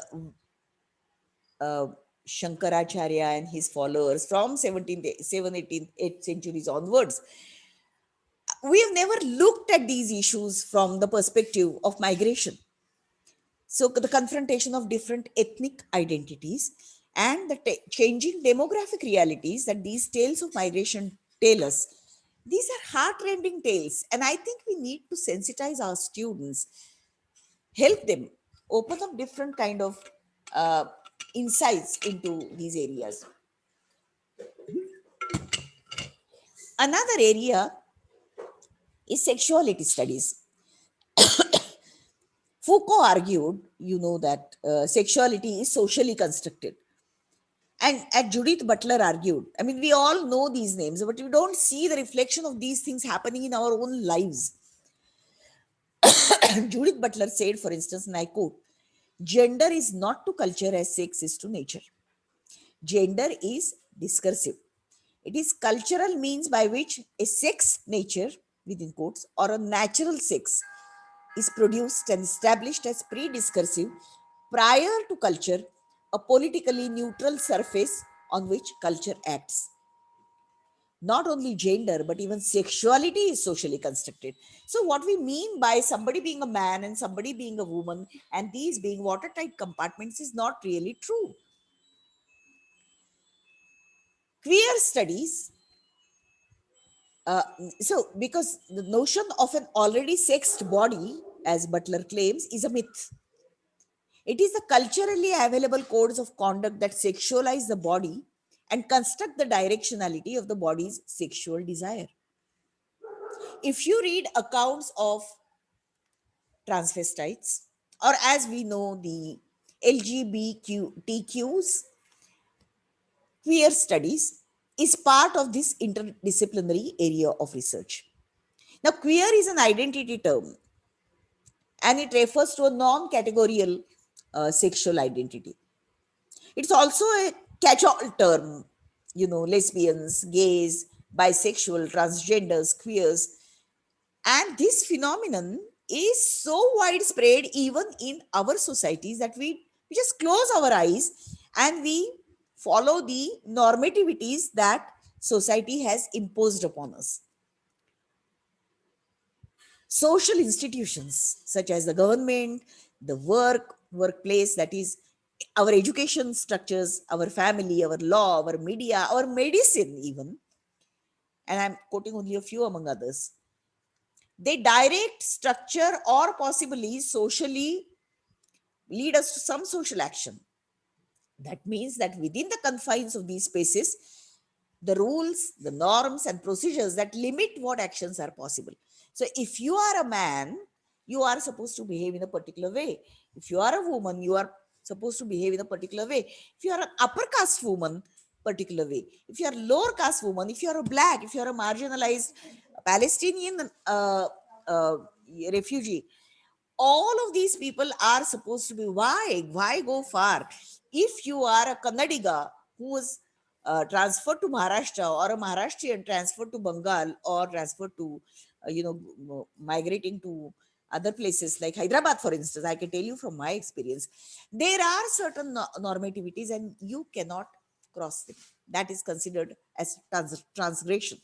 Now these social structures are the structures of power, and they give access to and through various social institutions to privilege, to normalize, and to value certain identities over the others. Now the lesbian, gay, bisexual, transgender, queer, etc., these identities are always there as non-normal identities, and we need to look into this issue. There are so many books written on these issues, especially we need to look at them. I think I'm really taking too long a time. I'll quickly uh, go on to the next area, which I find of great interest. For instance, the masculinity studies. Now, you know that there have been feminist theories and we've been comparing men and women, so on and so forth. But we talked about feminist stances, feminist theories, but we have not talked about masculinity at all. In fact, women are defined as the other of man. But what does masculinity mean is a question that we have not really looked at. So, critical engagement with masculinity as an ideology and as an institution, because it is an institutionalized as a field of power and a set of practices engaged in by groups of men. Remember, masculinity again is not a homogeneous idea, because the masculinity of a Brahmin is defined in a different way. The masculinity of a colonial ruler is defined in a different way. The masculinity of the colonialized native is defined in a different way. If you've read The Intimate Enemy, for instance, you will see how these masculinities are defined and how they stand in opposition to each other. It's not, masculinity is not a homogeneous term then. It is defined in the context of the particular political and cultural context that we live in.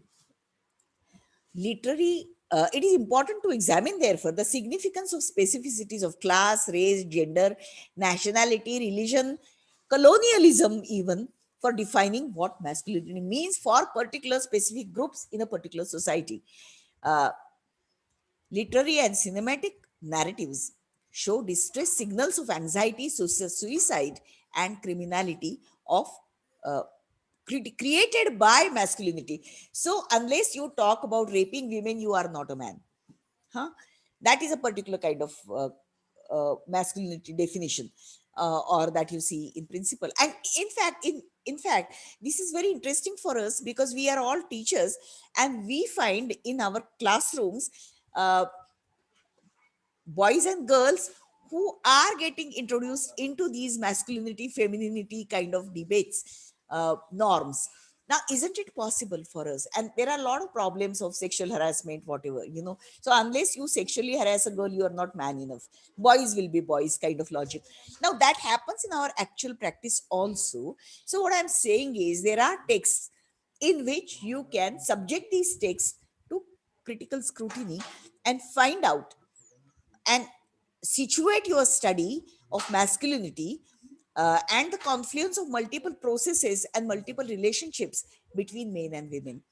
One may subject cultural traditions, myths, for instance, uh, or typically male figures or figures which do not deserve to be properly male. you know I'm coming to this what is properly male question in a slightly different context.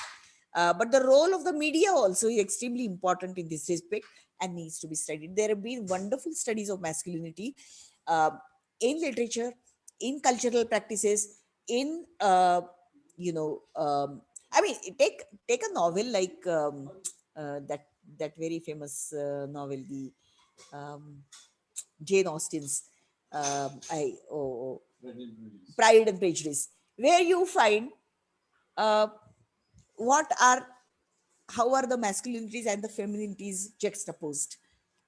Do you agree that this is? I mean, how do your students feel about it? Do they look at this from a same perspective, or are they different? I mean, it becomes a very good uh, classroom procedure to also methodology to juxtapose different ideologies here of how they understand masculinities and femininities, and how we can study them in our research areas. Another very significant area which is related to both of these is the disability studies. Now, again, this is a new area in, not a very new area, at least 15 years it's 15-year-old. But this is really a truly significant area for me. This is the discourse of identity and politics in terms of the body appearance. Now, what is the body? That is another question. So, what constitutes the body is another question, and how the body is perceived, and how is the body uh, put into norms of certain kinds. Uh, so, a disabled body, it may be, a person who is blind, a person who has lost one limb, either foot or both legs, or um, um, whatever, or people who are autistic or mentally challenged. Now, all of these people, they are in a sense disabled. I hate the term divyang in Marathi, which is used, the sarkari term divyang, because there is nothing divyang about it. Disability is a disability. uh, what it also ignores to take into account is the perspective that disabled people also may have their own special abilities that we don't see. We always see the disabled body as a disease, as the other of normal people. Now you need to unpack the meanings of normality and otherness in this. It is essential to critically analyze, how people with disabilities are stereotyped. Take uh, uh, Shakuni Mama from the Mahabharata, or take any other, novels or movies where you see disabilities are how stereotypically they are uh, portrayed. Shakuni Mama is always evil. Uh, why is he shown as a disabled person? That is the dominant perspective of looking at disability, and this is how they are beasts. The in the imagery that is used for disabled people is of beasts, which is embodiment of non-normalness. There is a dichotomy in our thinking between able bodies and disabled bodies, where the disabled is viewed with contempt, scorn, and we make fun of these people, derision, because they don't look normal. They are always treated as a burden. Disabled people often experience violence, which is both physical and mental. It's torturous. But actually, disabled people are differently abled also. I mean, this book I mentioned earlier, I was very impressed by this. And there are many, many, many more books of this kind in Indian English now. Uh, Indira Sinha's Animals People, uh, shortlisted for the Man Booker Prize, as I said. It narrates the story of a victim boy who is born with a spine that doesn't work, and he has to walk with his hands and feet because of the Bhopal disaster. He is a product of that. He was born after that, and that gas tragedy affected him in his when he was in his mother's womb as an embryo, and he is become so disabled that people call him an animal. Now, the novel questions the rhetoric of normalcy. It challenges the dominant discourse of sympathy, pity, horror, terror, which is directed at the disabled people by exposing the myth of identity construction as normalization through symbolic representation. Now, what is this symbolic representation and how is identity constructed through that? Another area which is very close to our heart, and this is really, I mean, there have been a lot of work on this in the UK, in the US, in many more countries, but that is the literature of epidemics and pandemics. Is it possible for us to come together and trace out how endemics, epidemics, and pandemics have been represented in literature? The study of epidemics helps us to understand the politics, the socio-economic structures, and personal relationships that get destroyed. There are many, many, many, many books on epidemics and pandemics in English. I don't know how much research has been done on these in India, but don't you think that this is a very interesting area of research? Because epidemics have always affected the plague epidemic, the flu epidemic. I can give you many more instances. And the famous novel Blindness, which is a imaginary epidemic where everybody goes blind. So epidemics have affected human history in many ways. Demographically, the populations have changed, patterns have changed. Culturally, politically, financially, and biologically. The earliest plague epidemics raised questions about humans beings' relationship to God. For instance, the yellow fever led to the success of the Haitian Revolution. Epidemics of cholera exposed how the Industrial Revolution created conditions for contagion to spread among workers and the poor. The global influenza epidemic of 1918 to 1920 led to an outpouring of altruism and self-sacrifice. Now you take Lakshmi Bai Tilak, you take Rabindranath Tagore, you take many more Indian writers who've dealt with epidemics and the memories of epidemics. Lakshmi Bai Tilak, for instance, who in her autobiography, I Follow After, deals with her own work among the plague victims and with a very humorous style. But what were the factors govern the political, social, cultural factors governing the behaviors of people who were affected by the epidemics? Can we come up with collections of stories? And that would be a very good research. Analyze them in terms of what tropes they use, what images, what symbolic representations they use for epidemics. Now, this is a very, very interesting area for the new research. And I'll quickly mention translation studies and media studies as the two areas where there is a huge requirement for translators, studies scholars, and media persons to come in, because our life is governed so much by media, and without translation, globalization is not possible.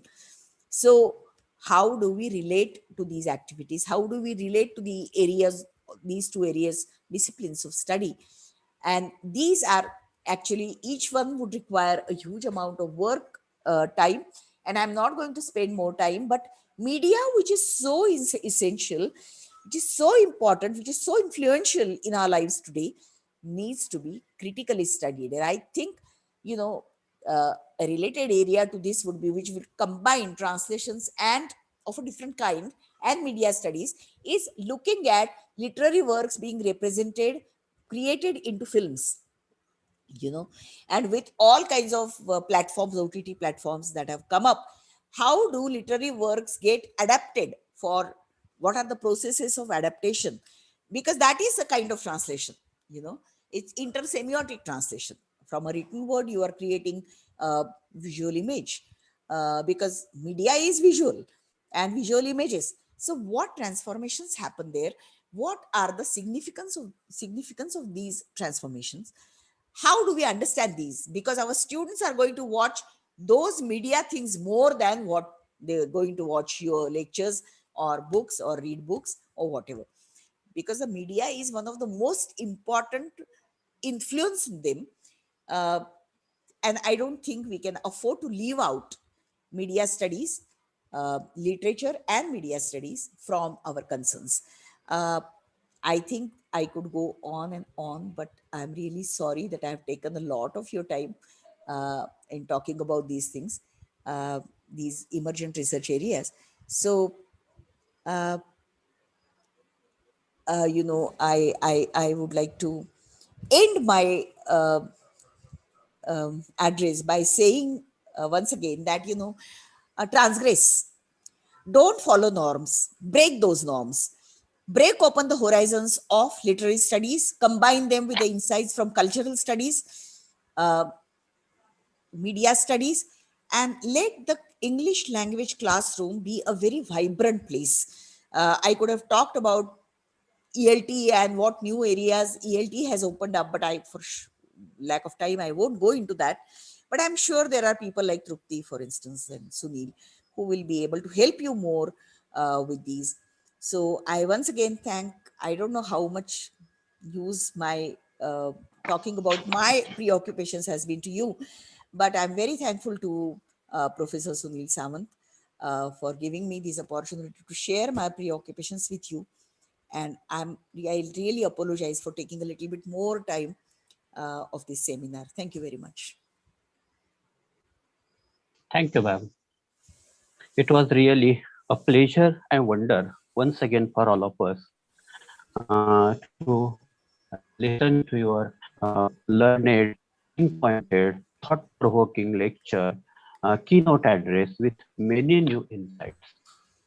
I'm sure that the attendees, especially the research students, even PhD students, as well as new research guides like me, will be benefited by your insights and your words of experience that you have dealt with this particular topic. You have taken a very broad, comprehensive, and holistic approach that language, literature, and culture, they cannot be studied distinctly and separately. They are interrelated and integrated. You have also given some new areas which were totally unknown to teachers and students belonging to new generation, that masculinity studies, disability studies, all these areas, and the discussion and the learned talk that you delivered at this national webinar will definitely be very useful to all of us. Thank you, ma'am. I sincerely thank you on behalf of the organizing committee for your wonderful and studious keynote address. I thank you, Thank you. ma'am, once again. Thank you.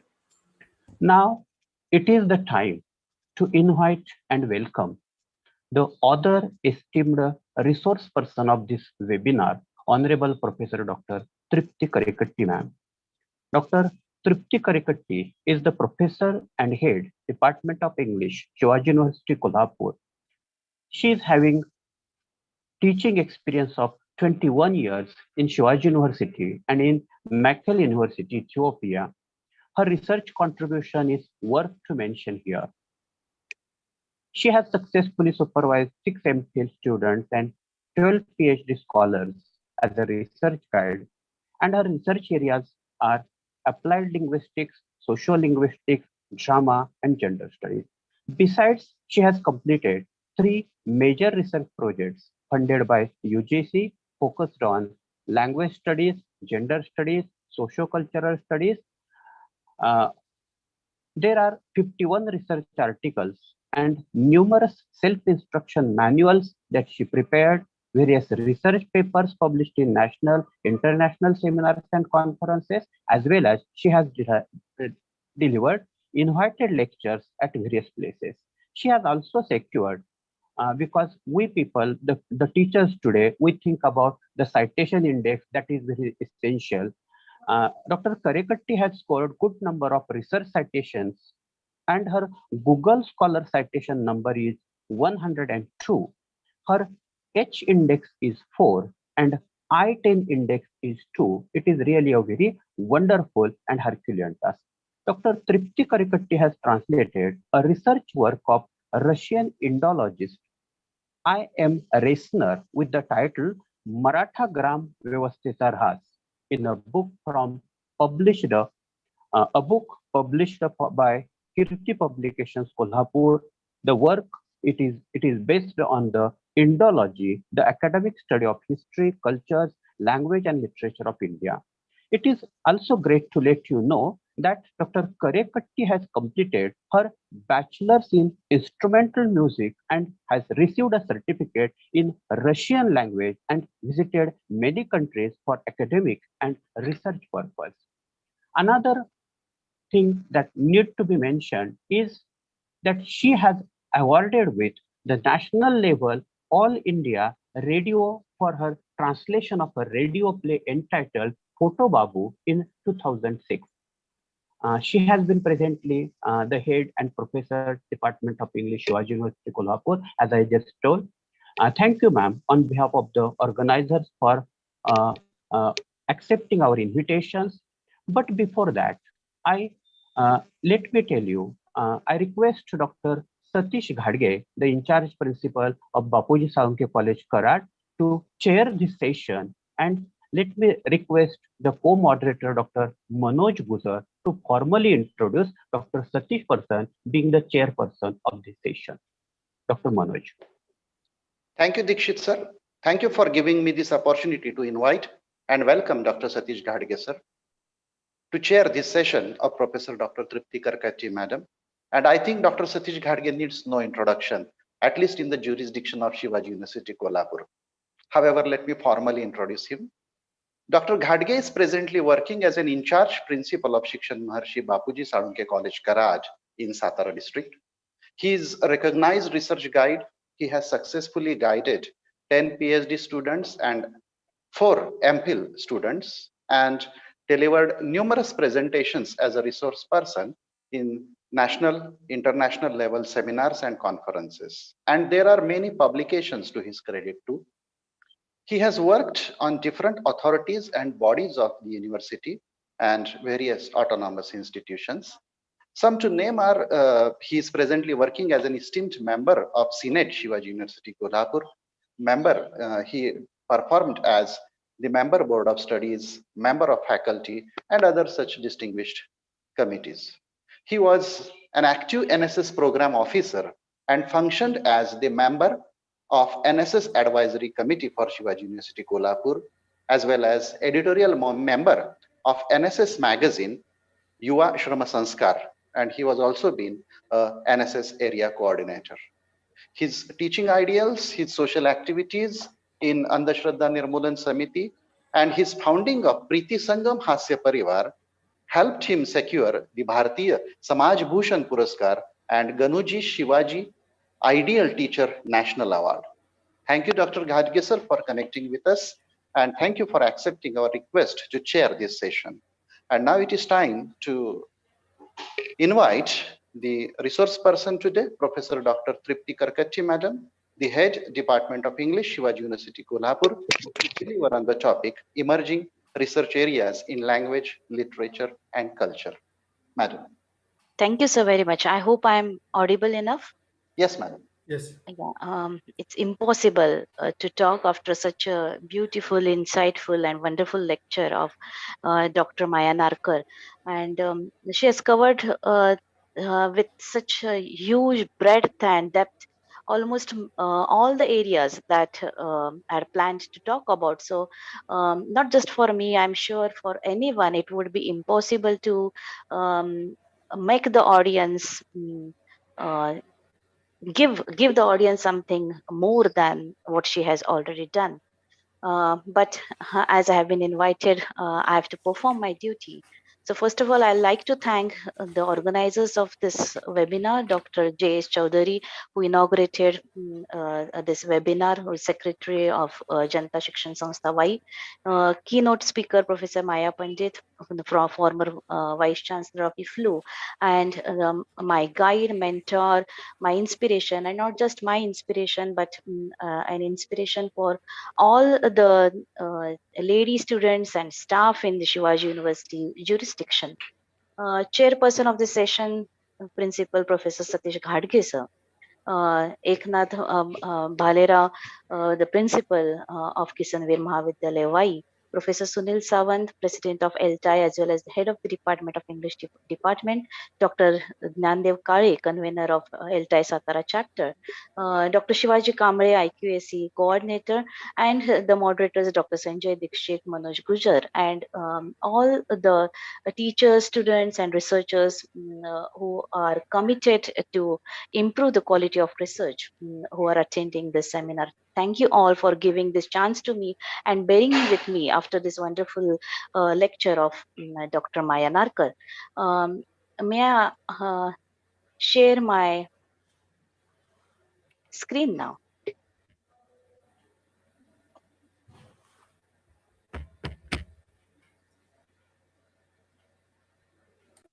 Are the slides visible? Yes. Yes, madam, it is taking time. Yes, it is visible now. Okay, thank you. I must congratulate the organizers for choosing this topic, because research is acquiring importance. UGC is giving a lot of importance to introducing research not just in PG departments but also at UG level. And secondly, it is also essential that we keep abreast with the developments in the field. Things are constantly changing, and the more we know about what's happening in other areas, allows us to think divergently and gives us more insights to do something new in our areas. Secondly, discipline as well as technology is changing, and if we know these changes, we come to know that our research practice also needs to change. And because of all these changes in the discipline, in the technology, uh, and the changes in the society, the focus is shifting to interdisciplinary kind of research and collaborative kind of research. And I hope to bring all these things in front of you. Dr. Narkar has already done this, and looking at the comments and the questions, it is clear that the need of interdisciplinary kind of perspective is very, very evident and realized by the participants. Now, if we look at the research process, and if I simplify the process to some extent, we can say that the first step is what you want to do about in your research, and that is that leads you to your research questions and your research problems. And if this is the first step, whatever follows after that, that is going to be your research methodology or your research process, will be to a very large extent decided by the way you are going to frame your research question. So the way you frame this research question, it's going to tell you as well as your supervisor as well as your readers what you're planning to do, and it's going to give you the important answers to questions like the kind of uh, research methodology that you will have to formulate. So this is a very important question. This is a very important step which has to be taken carefully after due consideration to the kind of time you have at your disposal, and the energy and the depth to which you can go, and the feasibility. You will also have to look at your own knowledge gaps. Sometimes you may not know all the things, and you may have to study some things before taking up certain questions. So let's start with, I will try to point out certain emerging areas in first in linguistic research, as the title of the seminar goes. If we look at the language departments, especially the English language departments in India, we find that the focus is greatly on ELT, to some extent on stylistics, and there are numerous other areas of linguistics, interdisciplinary linguistics, and cross-disciplinary linguistics, which are not taken up to that extent. So areas like psycholinguistics, ethnolinguistics, anthropological linguistics, sociolinguistics, applied linguistics, corpus linguistics, and many others. So it is not possible for me to go into all of this, but I like to focus on two areas, sociolinguistics and applied linguistics, on which I have worked to a greater extent. But I like to tell that these are, we cannot have compartments within a linguistic research also. Just like we have just now seen, it's impossible to separate language, literature, and culture. So also it's impossible to separate all these things, and sometimes you find that insights drawn from psycholinguistics can be useful in sociolinguistic kind of research. And of course, it is these are very much essential for applied linguistic research also. So if we look at psycholinguistics, there are areas like language acquisition, and longitudinal, especially done from longitudinal perspective. These are not taken up because they are time consuming, and we have very few studies which go into longitudinal development, whether it is of L1 or L2, or later languages. Then academic language use. This is also not studied from the available variety in the field. So I would like to touch upon this to some extent. But academic language is not the only thing which is being investigated to a very large extent at international level. Language for specific purposes, for example, for business communication, for academic writing, for journalistic writing, for legal purposes, medical purposes. This is a very interesting area for research which students and guides can think of. Then first language education. This is quite neglected, and I feel we need to take this up, even if we are working in English departments, and as madam pointed out, BOS may not allow these kind of things. But what happens to the students who come from different dialect backgrounds, or the students who are living in slum areas, coming from migrant families, and uh, who do not have a privileged kind of atmosphere around them? So are we taking care of their language needs? How are they dealing with the vast vacuum between the language that they hear in their house and around their homes, and the kind of standard language that is used as the medium when they go to the school? So these kind of things need to be taken up. There are numerous NGOs and organizations which are working to bridge this gap. But from research perspective, the universities are not doing their share of work here. Then language teaching methodologies can be combined with the kind of language teaching methodologies, not just at the tertiary level that we regularly use, but the language teaching methodologies which can be helpful for the earlier areas that I have mentioned. For example, this first language education, or these students when they try to learn English, what new things can be tried out, what new methods are available outside or have been tried by other experimental schools and teachers. These need to be investigated and brought into focus.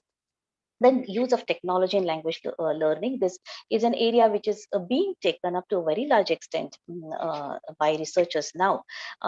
Because of corona and online teaching, we have seen the extent to which we had to jump, like this we had to close this gap regarding technology use, and then we are opening up new areas for research, how to combine these things and what could be the best possible combinations, and what things are impossible to achieve through technology.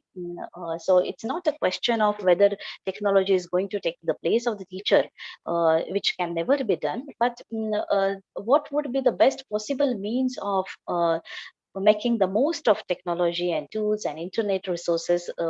This is being tried out, and there are new areas also which can be taken up by future scholars. Then classroom discourse is an area which is not much handled because of obvious difficulties coming up from administration of the school, the anxiety of the teacher herself.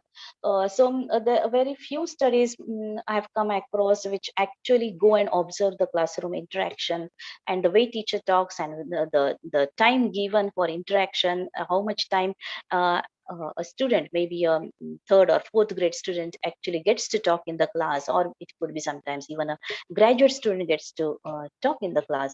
So these are this is not a exhaustive list. Of course, I'm just suggesting new things which are there for not even new, sometimes even old ones. Then coming to another area, clinical linguistics, speech pathology, speech therapy. These things are rarely taken up, especially in Shivaji University and in Maharashtra. These things are more popular in South India. Forensic linguistics, a very new area. I came across recently a thesis which looked at the suicide notes written by the people who had committed suicide. 10 years data was taken from Mumbai area, and these suicide notes revealed lots of things which can be helpful for crime investigators as well as for the people who are dealing with psychological problems and helping people to cope with the psychological problems, the counselors, and even the family members of people going through depression and other things. So these kind of studies are essential, and suicide notes is not the only area in forensic linguistics. We will come to forensic linguistics in a short while. Then corpus linguistics. You know that the Department of English long back prepared a corpus of Indian English, which is known by the name of Kolhapur corpus today. So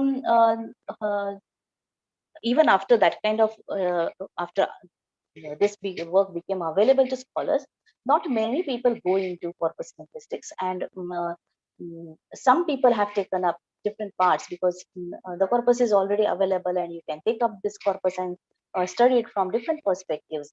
For example, conversational analysis or critical discourse study. Different approaches are available, and the data is there. Comparing this corpus with other corpus, this also can be taken up, which has not been done to that extent. So, and the way corpus linguistics is today being used, for example, lexicography or in preparing teaching materials, you have a very huge field opening up there. Then sign languages is a very promising area which is rarely taken up. So just like we have talked now, the disability studies in literature, what about sign languages, and have we given proper attention to sign languages? And we rarely know what are the sign languages and how different are they from our languages that we use. These are also natural languages, and we are also using natural languages, but we rarely know the differences and similarities between them. This is an area which is almost nothing has been done, at least in English department of Shivaji University. Some takers are thinking of this, of course, which is a good sign. Then language and gender. Uh, just like language and gender can be studied as it is represented in literature, so also we can we can look at natural conversation, we can look at literary representation. There are many areas which we can think of here. Computational linguistics, neurolinguistics are also some emerging areas, and most of the research jobs at international level, research scholarships, research fellowships which come up are from the area of computational linguistics. So those who are thinking of going for some innovative area, you can think of these areas. Then India is considered the paradise of for a social linguist, and then naturally multilingualism gives rise to n number of areas, and some of these I have listed here, like language policy and planning, language convergence. Then the differences, the way these different dialects and languages and varieties come together, dialects and sociolects, studying these register analysis. These are all potential areas, and I would like to talk about language policy and planning, language attrition, or especially language and aging, and like language and migration. So these I feel personally that these are important areas looking at the changes that we are going through. Coming to the first area, language policy and planning. Multiculturalism and language rights and complications which arise from this needs to be taken seriously, and these also give rise to commodification of language. What I mean by this, I'll give example of Singapore. We have three official ethnic mother tongues there, and the state allows all this three, Mandarin, Malay and Tamil, and it wants to preserve all these three ethnic mother tongues. Now, in recent times, it has been found that Mandarin is becoming popular because, of course, of some financial economic advantages, and families from the other two backgrounds want to study Mandarin, and Chinese families are not very happy about this because they feel that they are not learning Chinese, they are not learning Mandarin for love of Mandarin or to preserve Mandarin, but because there are some economic gains to be achieved. The Tamil families want to learn Mandarin, and Chinese families are not very happy about this. Now, this thing also undermines the basic logic of the policy, and it makes us think about the questions of how are we going to deal with multiculturalism, language rights, and commodification of language. Like here, the language Mandarin has become a commodity. So this is not a question to be investigated only in Singapore. I gave an example which is distant so that we can understand it better. Closer home, we have numerous such problems, the relationships between the three languages, and these things have become more complicated because of the new education policy. So language policy and planning has to be given serious thought too, not just because we have a problematic new education policy which has been um, put forth, but also because these questions are very important in the multicultural structure that we have. Plus, we have today many foreign workers coming from other countries. They could be the privileged ones coming from other countries, privileged countries, or they could be from Bangladesh or asylum seekers. There are in all, not just from other countries, but also from other states, lots of outsiders import marks around us. And when we have such a huge number of outsiders, speakers who need to learn our language, uh, we have we need to we need to have a more realistic and sensitive language policy, or language policies in the plural. So are we not going to take up these questions? Are we going to stick to our usual discussion of English language teaching in the classroom? Of course, that is an important area. I'm not saying that it's not essential, but these are pressing questions. These are more relevant social contexts which need. Going beyond that, there is an underlying problematic situation here, which has always been there, starting from Greason's study, Survey of India. He pointed out that many of these languages which he was talking about, they had to be given names by Europeans. So the boundaries regarding these languages, their identities, their names, and of course, all these questions pertaining to the communities which speak these languages, their identities and their practices, these are not stable and identifiable kind of entities. And whole of the question of language policy and planning has been discussed as if these things are stable entities. And are we not going to question this basic assumption? Are we not going to look critically at reevaluating the questions of the identities of languages and communities and people? So I would suggest that this is a topic which needs to be taken seriously, and not just by one person, but a group of people, a series of studies, investigations into the area. Translation. Narkar madam has already pointed out many good things which can be done here. And her own work was an innovative kind of work at the time, probably the first kind of research on the Marathi translation culture. So for a long time, coming to this area, the stage where equivalence was considered the most important thing, or the reigning category, is now gone. It is considered untenable. And after that, there were certain alternatives suggested, like equivalence of function, which was suggested by Rice and House, which is also no longer accepted now. Because equivalence of what Rice and House meant was that the function of the target text has to be equivalent to the source text, instead of finding equivalence in translation between uh, the meanings and words which are being translated from the source text to the target text.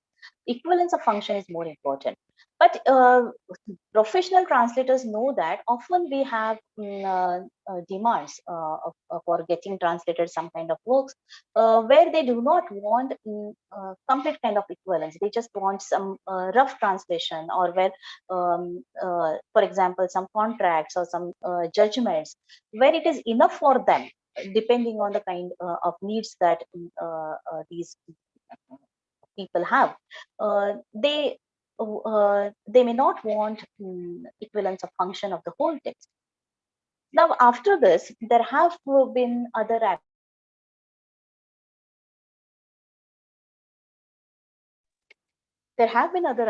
approaches also. For example, Vermeer talked of adequacy. Instead of equivalence, he said that the text should have adequacy. It should have standard. That should be the standard used for judging the text. If the commissioner's purpose of translation is fulfilled, then the translation should be considered adequate now. And not argued that the text actually does not have a function to begin with. It acquires the function.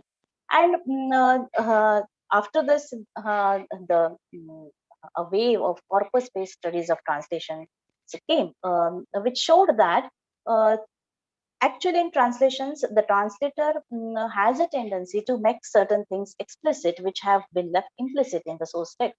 So these kinds of things, like what kind of function is acquired by a text, a translated text in the source culture, or the kinds of things which have been made explicit or made implicit by the translator need to be taken up. So there are translation studies, but these newer innovations, these newer approaches to looking at translation should also be thought of. Then coming to Bennett,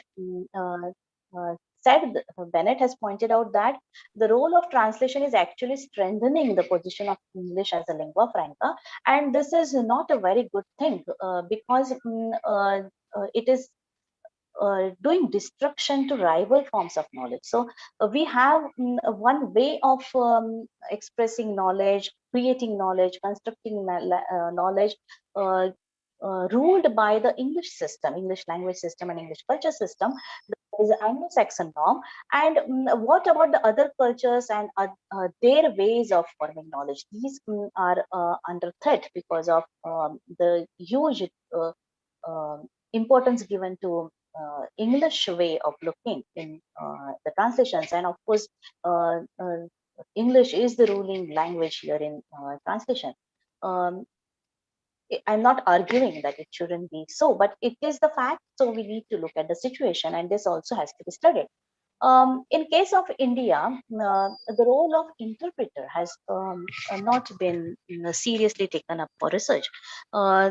Translation has always is to a large extent thought of from the perspective of literary translations. But what about the role of interpreters in the legal field, the medical field, the mediators in armed conflicts, or the people who have to deal with the immigrants and uh, all the people who have come from other states and nations into your country, and all these people, they need to talk to the officials and uh, to the doctors, for example, and other people, and the role of interpreter becomes important here. And this particular area has not been taken up for serious investigation. um, Transfer of meaning across semiotic levels is also an area which I would suggest should be taken seriously. For example, today we have a multimodal mediation. Um, if you are seeing a movie, there are subtitles and interpretations given for the people who cannot hear, who are hard of hearing or who are deaf. Similarly, you have audio descriptions of films for the blind people, and these things are known in European countries. In America, audio descriptions are compulsory, and we rarely have such audio descriptions of films for blind people in India, so which needs to be taken up. And this is an area where literature, culture and language studies comes together. Plus there is a new phenomenon called fan subbers. Fan subbers are fans of a particular uh, um, movie, or for example Harry Potter, or something else, or James Bond series. So they create their own subtitle versions, and in these subtitle versions do not have footnotes, they have head notes. So they have head notes and written glosses which talk about the other things in the films, which are not um, uh, the spoken part. That only the dialogue part is not coming in the form of the subtitles, but here you have head notes which are trying to help the people who cannot understand that language to understand the untranslatable cultural part of the film. And uh, if you look at these kind of questions, which are uh, very, very rarely taken up for research, what kind of things they prefer to include in the head notes or the written glosses, and how they deal with this untranslatable cultural reference, or basically the kind of work they are doing, where the filmmakers are ignoring this part, and they are trying to make these movies become more available and readable to audience from other parts of the world. So this is a very interesting area. Um, Then there's the area related to this is the media studies and studies of the language. The way language is used in media, which is called media discourse studies. Here again, we have to we have written media and we have spoken media, and both of these things there are differences in the way or even the areas which are taken up for research here, and the methodologies, the approaches which are employed to a greater extent or favored to a greater extent. So if we look at the written media, for example, newspapers. Newspaper is one of the four major registers of English language, and this will apply to any language. So we have newspapers, spoken conversation, academic writing, and fiction, which are considered the four major registers of language. And newspapers and the way they deal with language, how the way language is used as a medium, and the way media uses language can be investigated. One study, interesting study I came across was the structure of determiner deletion. It was found that determiner deletion is not used to the same extent or not observed to the same extent in different kinds of newspapers. So if it is an elite newspaper, you may have lesser degree of determiner deletion than a popular newspaper. When we come to other things, for example, the way in news items, news report stories have an inherent ideological position, and the way news content is molded so that it becomes more palatable to its audience, and each writer knows who's going to be who is the target audience, and what would be liked by the audience. So it has been shown that to a large extent the reader already knows what he or she is buying. The particular interpretation, whatever may have happened, what actually has happened is a different thing, and the kind of interpretation of that event is going to be something which is known to the reader. Secondly, a different kind of study was done by White, which showed that hard news reports construct a model of social order. And in all news reports, a model of social order is created, and those situations which are considered to be threatening to the social order are considered noteworthy to be or newsworthy, can be taken up for reporting. So some of you can take up this area. What kind of news items, what kinds of situations or events are considered newsworthy and which are not considered newsworthy? And this is very important given the situation around us today. Coming to the spoken media, we have found it's noted that conversational analysis is the preferred approach used to analyze spoken media, and critical discourse analysis is preferred to analyze the written media. But that is not the part we would be discussing today, because we are not discussing the approaches or the methodology part. We are discussing the emerging areas. So this the change which has come in media from especially the spoken media, where you had a differential kind of post earlier, and today we have a performer or a public persona, the kind of report, the news readers that we had in time of Doordarshan to today's public performer like Arnav Goswami. So these kind of changes can be taken up for research, and what is involved, not of course the whole area, you can divide it into bits. And then questions like political interviews and how politicians try to evade the questions, the kind of evasive language, the strategies that they use, or news interviews, radio chat shows, or phone-in programs. All this language, and with the language, the culture, and the whole baggage can be investigated. Um, Coming to an extension of the same thing, today these medias are not remaining separate.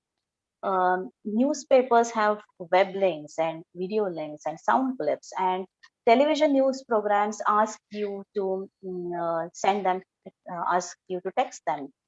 They want you to chat with them. So all these media are mixing with each other, and so you do not have a pure kind of only an audio medium or only a visual medium or only a print medium. So how these things interact with each other, how audience interacts with these things, how they respond this to this kind of mixing of the media, this can be taken up. And audience is usually in focus today.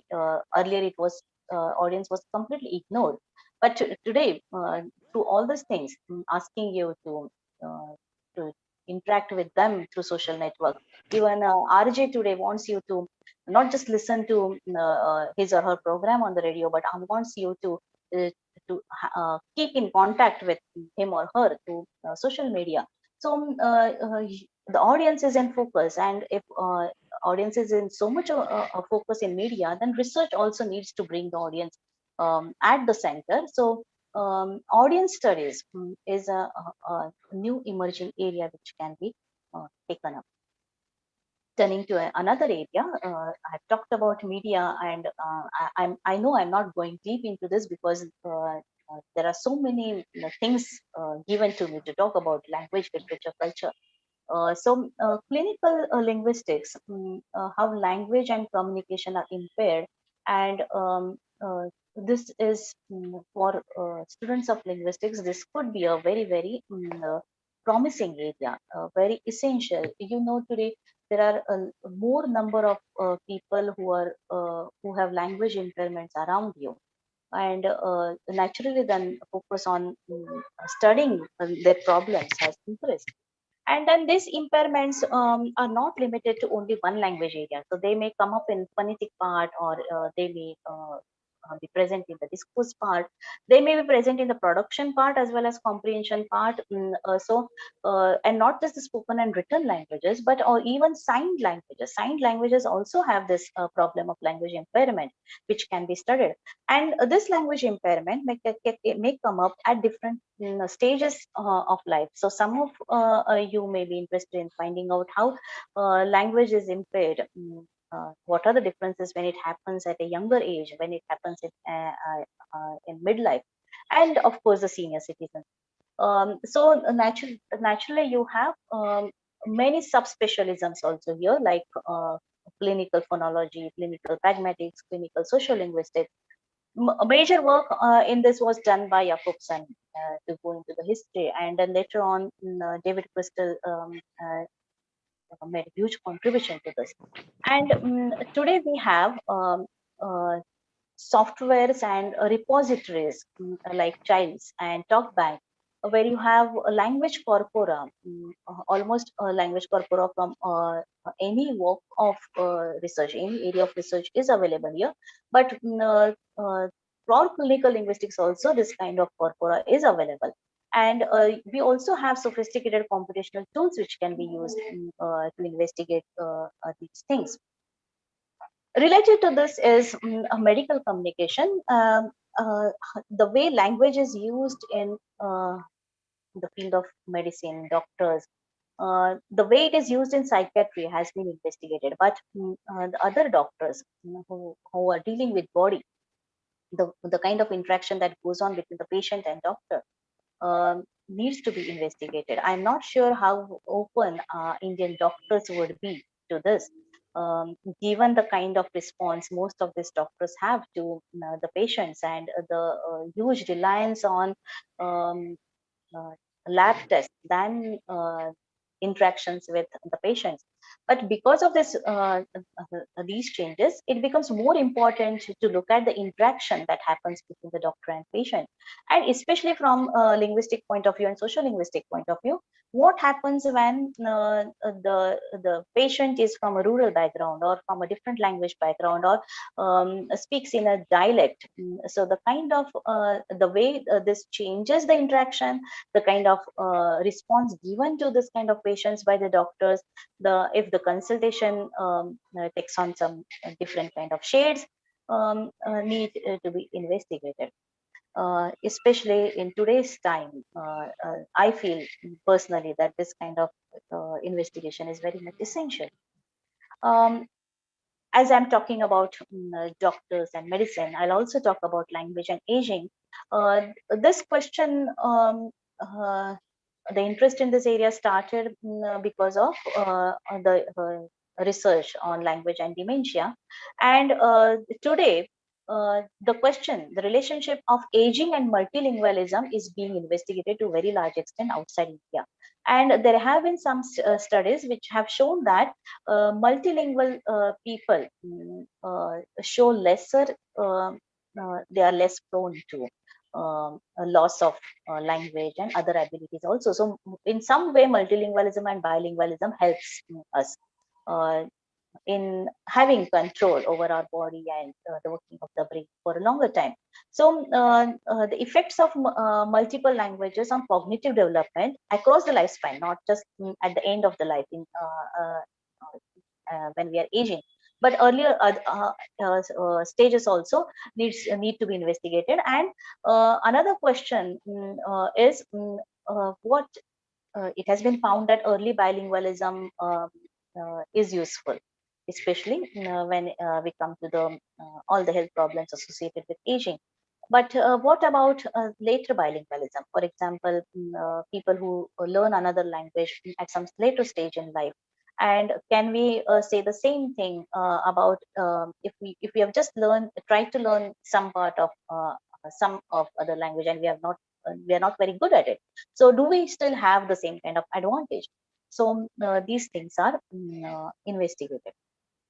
Then I have already talked about forensic linguistics, and um, this is a very interesting area. It is not just helpful for the crime investigators, police, but because law, as Melinkov has said, law is a profession of words, and our law is law of words. So language is very important here in law, and it's very important for defining offenses, for defining our obligations, as well as defining our rights. And so the connection of language and law needs to be investigated. And there are numerous areas within this which can be taken up, like courtroom interactions and the letters written by the criminals, for example, or even the legal documents that we sign. So anything from this can be taken up for forensic linguistics. A related area to ELT is English for academic purposes, or English for specific purposes, and English for business purposes. For lack of time, I'll just talk about one, English for business purposes. And it has been found that it's not just a homogeneous thing like English for business. Within English for business, we have subdisciplinary differences like accountancy, marketing, management, economics, and each of these have distinctive generic characteristics which need to be investigated. We can find out what are the core competencies which are needed to become a good professional. And the basic question, are these competencies teachable? Can be taken up. And similarly, you have subdisciplinary differences in EAP and ESP too. Sawan sir, may I go to the other area now, literary research? Please brief. Yeah. So coming to literature, Narkar madam has already talked about how literature is intrinsically linked with socio-political, cultural, ideological, and aesthetic context. So these things should be investigated without focusing on just one area. And we can think of using different critical perspectives. For example, Narkar madam talked of gender perspectives and how gender and class or caste views interact. So I have made a list of some areas which are not all new areas. For example, we have different methods of examining literature and society, and these literature and history, or author and text, and how literature and form, or genre and thematics, these things are interrelated. And instead of taking the old perspectives, newer perspectives should be taken up. For example, perspectives offered by translation studies or film adaptation studies or disability studies or environmental studies to look at all these things. So using these different theoretical perspectives to look at the relationships of different elements can be done. Another area which can be discussed is teaching of literature, teaching of language at different levels. LSRRW skills is done to some extent, but how actually teaching of literature happens? For example, in the 6th grade or 7th grade or at junior college level or a senior college level, this is not done to that extent. So what I said about ELT studies, classroom observations or classroom studies applies to teaching of literature also. This is not investigated to a large extent. Textual analysis is the staple of literary studies, and it is it has been recently used to investigate other texts also. For example, paintings or sculptures or drama also. Interviewing and the changes that have come about in the way interviews are conducted, or the realization that interviews are going to influence the outcome, the way you ask questions and the way you write down these interviews, the way you transcribe these interviews and interpret these interviews is going to make a difference. So this has to be realized, and it can be used. Autobiography is also, I'm not talking, these are not new areas, but I'm saying that these things, these methods have gone a change, and the changes that have come about and the insights that we gain from these changes need to be used. For example, today it is realized that autobiography is not giving you the truth. It is someone's version of a truth. So this has to be realized, and it can give you new insight into the kind of text you are using and the kind of methodology that you are using. Then use of visual methodologies, the visual parts in literature, or the accounts, narratives, taking from linguistics and anthropological studies, the ethnographic method can be used for studying literature too. For example, audience research is not attempted to that extent in our universities. Participant observation, reading groups, they can be investigated. The way participant observation has an impact on travel writing can be investigated, or audience research, the way they interact and when they give their accounts, these accounts can also be considered fictions, that is narratives. So they can be taken up for ethnographic analysis. Then coming to translation studies, I have already talked about this new areas like intersemiotic translation, adaptation, transpositions. These need to be taken up, and the realization that the translated text is also a commercial product. It has some cultural values and commercial values, and it is brokering some kind of cultural values. These need to be understood.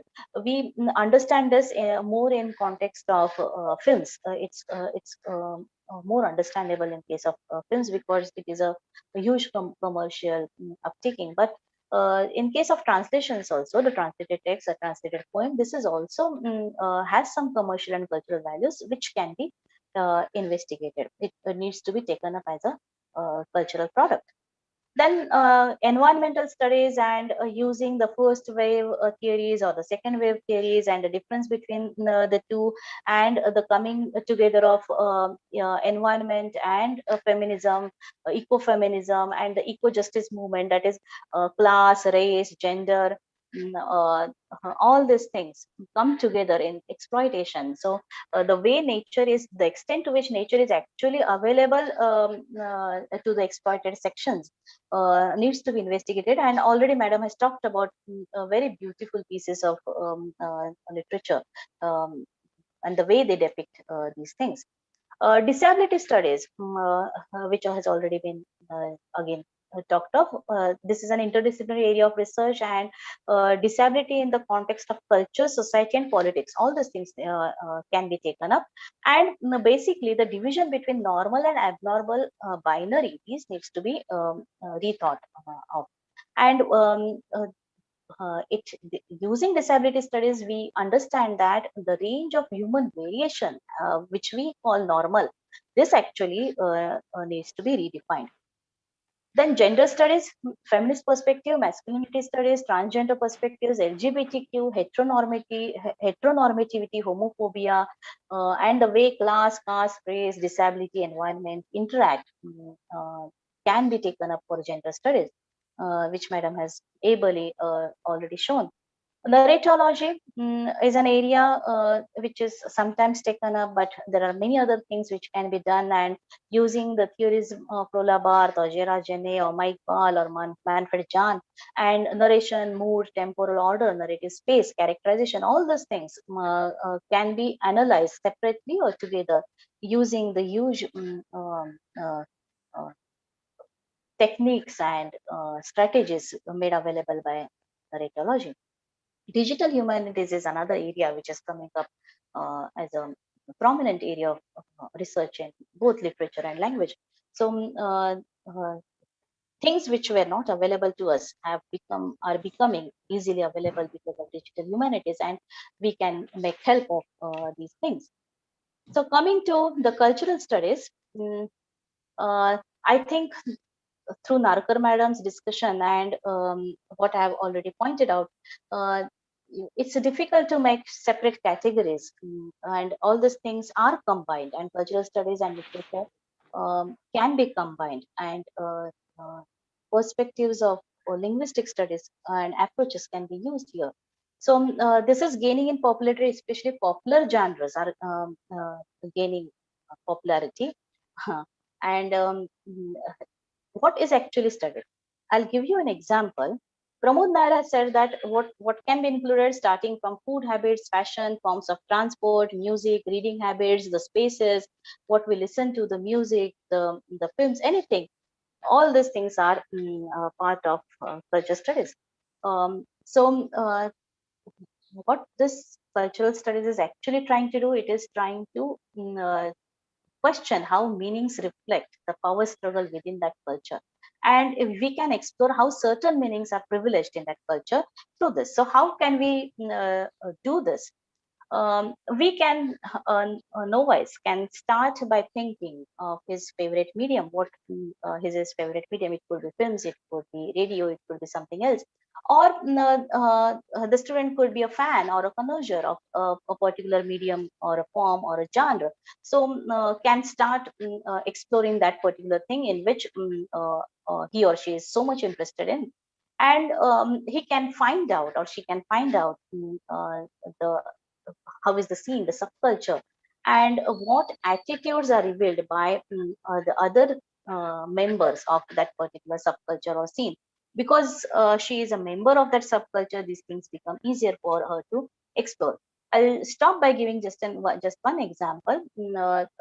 David Morley's book for film television. It is not a new one; it's quite an old one. And through this study, it was shown that patriarchal power structures are reflected in the way we see television. So our viewing habits they reflect the patriarchal power structure. And David Morley clearly said that limitation of the study is that I have studied only white middle class families. Now, using the same structure, we can think of what other demographic groups can we take up. For example, what happens in a Marathi family? What happens in an immigrant family? What happens in a Bengali family? Do we find patriarchal power structures, and what other power structures? So, what is the connection between the family backgrounds and our viewing habits? Or what happens when it's not a family background? Students are living together in a hostel or in a flat. So, who decides who is to see what? What happens when they go to have their food in a mess, for example? What do they see? Who decides these things? Plus, you can take up latest developments like technological developments, regulatory developments, social developments, and study the different media. Dalar Mehendi's fan culture, for example. I've taken just whatever comes to, easily to my mind. A particular singer or uh, uh, advertisements like Amul advertisements, or Punjabi culture in Hindi movies, or contemporary Marathi movies, or magazines, women's magazines, men's magazines, or the way disabled people are represented in media, or the way newspapers deal with cricket or football, or that fan culture, game shows, home improvement television, internet shopping, anything of this. All these things are so close to us, and we are surrounded by these areas. Anything from this can be taken up for research. So when you are taking some topic for cultural studies, you can either focus on the text. For example, the issues of representation, all the examples that I showed on the earlier slide were from this, or you can take up that industry, for example, the financial status of that industry or something else, or you can look at it from the perspective of the audience. So it could be an audience research also. So these are the possibilities which you can explore in cultural studies. Of course, I have simplified the matters given the time limitations, and so I like to end here just by reminding you that a research process is cyclical. We have discussed the first thing, determining the research problem and what are the emergent areas where you can where you can start your journey. So all the other things will be determined by this important step that you are taking, and some other time we can discuss the research process and the methodologies, and these things are very important, the methodologies, and I hope that you go more into this and come up with wonderful kind of research topics in your research. Thank you very much.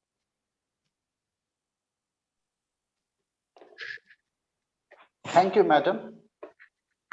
Thank you very much for your resourceful session on emerging research areas in language, literature, and culture. You delivered on the webinar theme in a neat and systematic way, and your content delivery was really wonderful. Your session highlighted the key aspects of research of the webinar topic, and you provided new avenues for the research scholars. In the very beginning, you focused on the need of formulating a research problem, I think, which is really an important aspect before one starts his or her research. And then you discussed various avenues of research in language, literature, and culture. It was really wonderful to listen to you, madam. Thank you very much for that. There are many comments and questions regarding both the presentations, and I would like to share one comment here. Dr. M.S. Sheikh sir appreciated both the discussions in this webinar, and with a comment, he expressed his satisfaction that both the deliberations provided insightful suggestions for the research supervisors. Thank you, Dr. Sheikh sir too.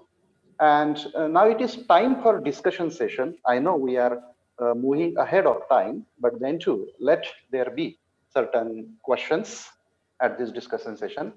I request Professor Ujjwala madam to raise her question. Ujjwala madam, are you there?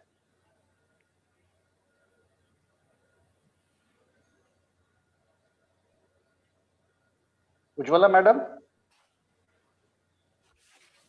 She posted her question in the chat box. Her question is like this. Generally, researchers in literature prefer to do thematic studies. However, we researchers give a blind eye to experimental or applied research, which can be an interesting area of research in literature. And she expected clarification over this thought. Actually, ma'am is speaking. Yeah, she needs to unmute herself. Unmute, yeah. Yeah, maybe the controls are not... Tache, ma'am, please unmute yourself. No. Okay. Yeah. You from your side, I was muted. Okay. Sorry. Dr. Karikatti, yeah. Please ask your question. Yeah. Dr. Karikatti, it was really a very wonderful session and very detailed and scholarly session. It was, and likewise, Maya Pandit's madam. It was a feast to listen to you both. Okay, my question to both of you actually is generally we researchers in literature prefer to do thematic or analytical, that is, we prefer to employ analytical and thematic research methodology. However, we turn a blind eye to experimental or what we can say applied research methodology while studying literature.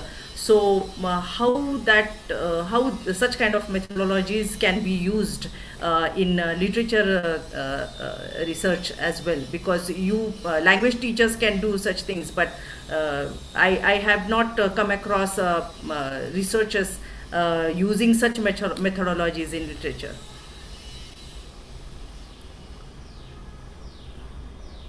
So maybe Pandit Madam would like to answer You that. stole my words actually, Trupti. I think we are using terms here very loosely because if you're talking about conducting an experiment, with a hypothesis, with every research has some hypothesis, some methodology, but that would work better with something like, for instance, there are different methodologies of grammar teaching. Now, which grammar teaching method gives you a better result? That kind of a thing. That will require an actual experiment to be conducted. Or how do people react to particular television programs, as Tripti was talking about. So that will require a particular research method, okay, experimental method. But I don't know what kind of research method would you, experimental method would you use in disability studies, right? Because that is mainly observation and talking about, getting an insight into the whole issue, how it is getting constructed, how perspectives differ from according to class, caste, region, religion, these perspectives. So how will you hold an experiment there? Okay, maybe an experiment could be conducted by showing a disability film about disability to different students and collecting their experiences to that, reactions to that, through a questionnaire or through interviews or through monologues. But I don't think that every research topic can be dealt with through an experimental method. Okay, that is how I would visualize it, because otherwise, because you're talking about tangible results when you're talking about experimental methodologies, I don't think that can apply to each and every topic that has been discussed here. So there are some areas which are more theory oriented, there are some areas which are observation oriented, there are some areas which are experimentation oriented. So which research area you are going to adopt, which research methodology, and what exactly are you trying to do there, what are your engagements with taking up that kind of a research, will define your methodology. And whether an experimental method will be part of that or not will depend upon your whole research question, the way you are viewing it. Do I make myself clear? Yes, thank you, madam. Actually, can we do impact studies? Of course you can do impact studies. I mean, who's stopping you from doing okay that? for example, I had tried one actually for my minor research project, and I had my research area is children's literature, so Okay. I used this experimental method while going for such this minor research project, and I gave them a pre-test, and then I told them some stories, Yeah. that are very very many stories, and then I took their post-test and I saw the impact. What that about is during test? same What about same during reading? during, yeah, they no, I myself told them stories. I didn't No, ask them that's to okay. read. What I'm saying is you did a Huh. pre-test, okay? Yeah. Then pre-experiment test. Yeah. Then you should also do not just the final one, but Yeah. while the experiment is Yeah. going on, that also, because then you have a 3-stage model of experimentation. So if you want to do an impact study, you also need to see how that impact is being received by the students. Yeah, है yeah. ना? And that can be done only through in between pastes, while Yeah, you're telling them stories, while you're conducting the experiment, etc. You get my yeah, point. yeah, yeah, So of it course, of has to course. be before and during and after, And after, yeah. which you can do for grammar Yeah. learning or short story reading or writing or anything that you're trying to teach the students. So pre and during and after. And after, okay, yeah. Thank you very much, madam. Thank you, madam. Thank you very much. There is a question from Professor Z.N. Patil, sir. He, just a minute. He asked this question to Professor Dr. Trupti Karkati, madam. His question is, what are the implications for language research of the changing paradigms of English language teaching, such as replacement of external norms with internal norms? The question is there in the chat box. Well, of course, it is important. We need to develop internal norms. So there shouldn't be a second argument about that. But then how to develop these internal norms can also be another research area. So no question about that. We need to find it.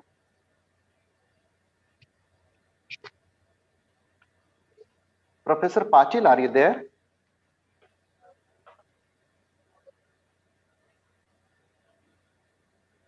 Professor Patil? Okay, there is a question by Dr. Gnandev Kare. I request Dr. Gnandev Kare to raise his question. Dr. Kare, you can ask your question. Okay, thank you so much, Dr. Kuzar. I have a very practical question. I have seen a trend among teachers. I was a student at Pune University, and there I found that most of the teachers would try to research in the field of linguistics or ELT, because majority of the seniors they were from they had expertise in those fields. And now I'm working in the jurisdiction of Shivaji University, and here I found the similar picture, but in a totally different field. I mean, Indian English literature or British literature slightly, but literature is the focus, not the language. With more or less differences, this trend is found almost in the jurisdictions of all the universities in India. Exceptionally, yes, there are exceptions. So my question is, how could this be avoided? I mean, often research guides uh, uh, compel their research students to take over a topic which is more often suitable to or convenient to them. So how could this challenge be tackled? This question is for both the resource persons. Yes, So Trupti, would you like yeah, to deal with it yeah. first? Okay, I'll go for it first. So I think this kind of seminars could be one answer. We need to have training workshops for the research guides first of all, and then we can have for students. And if we have more conscious kind of researchers, then they will force one day the guides to change. So that is the only possibility of change that I see, students making their guides change, because not all are as fortunate as I am to have an informed and avant-garde kind of research supervisor. Well, I agree with you, but there are you also need to understand that we all work as researchers, guides, students within a particular structure, a system, and the system is controlled by the policy of the university, the policy of the central government also. The because now they are saying that every research topic has to be passed by us. So we have to say whether it's acceptable or not acceptable. Now, I don't know whether I would never accept such a thing over my dead body, I would say. Because the researcher has his or her own integrity and imagination and creativity and resources. But it's not merely a question, that's what I'm saying. It's not merely a question of the researcher and the guide. It's also a question of, take the university structure, for instance. You have a BOS, you have a committee which is formulated to take research proposals and pass them, say whether they are worth the effort or not. Because sometimes research proposals are really very scantily written. But sometimes there are research proposals which are of a very different kind. So what do you do about these? And at that point, I would say that, the university authorities, the BOS, the heads of departments, the research guys themselves need to take up these issues for discussion. That, okay, it doesn't lie in my jurisdiction to, I am not a hold all of knowledge. Any person, huh? I'm not just talking about me, but nobody knows everything. So there will be areas where the university has more expertise or less expertise. Now, what can be done about research proposal which go beyond this? Now, these are the larger policy questions. I think it's not merely a question of researchers and guides and students. I think it goes beyond that. And unless we break down those barriers there, barriers in the case of barriers in the context of understanding how relevant the research proposal is, uh, somebody might say, what is there in disability studies? Yeah, disabled people are always there in the society, so why are you talking about that? Or TV language, or TV researcher, I mean TV viewership, or laws for censorship, what is there to research? They are there. Now, if there is this kind of an adamant and regressive kind of a mentality, then in the BOS, then it's very difficult to argue anything with these people. Okay, so I think we should have more informed committees, more informed BOSs. Uh, Otherwise, this OPA will continue to be there. It's not merely saying that a researcher should know more. No researcher can know everything about uh, all the research topics in the world, all subjects. So one has to understand the kind of training that the student has researched, has undergone, what kind of opportunities, what kind of um, science he has shown, what kind of innovative research he has shown predilection for. Now, unless we have all of these factors, it's very difficult to say how to break open these barriers. But I think if more and more researchers started saying that we need to work on diverse areas, then probably the BOS also will relent, university authorities will relent, central government will relent. Probably, unless we bring pressure, these things won't happen. I was saying that politics is an inherent part of all. Academics is also part of the culture, academic culture. So these are the issues there. These are not to be singly solved. They cannot be solved by one individual or one researcher. That's what I would say. Thank you, madam. Thank you very much. Madam, slightly, I mean, I don't know how to put it, but how could we look at research in linguistics? Okay, I can understand, but at least in literature, can we have a policy as such for researching particular fields? I mean, don't know. That's what the central government is trying to do. That they say that, you have to do research in particular areas, and particular areas are beyond research. Now, I don't understand this, because for a researcher, everything should be open, right? Open, yeah. But that is not happening right now. I mean, I don't know how familiar you are with the current policy decisions that the central government is taking. Pretty But if you familiar. look at the UGC, if you look at the directives that have been are being sent to the colleges and universities for taking up research areas, now they are enforcing that. You know what happens to Women's Studies Center? Now they are saying that Women's Studies Center, if at all they are getting grants, grants are being sanctioned, they should take up only research topics related to family or government schemes for empowerment. Now, I can't understand how this issue can be resolved. Like, there are issues of patriarchy, there are issues of religious bigotry, there are issues of right-wing politics and women, or violence done to women.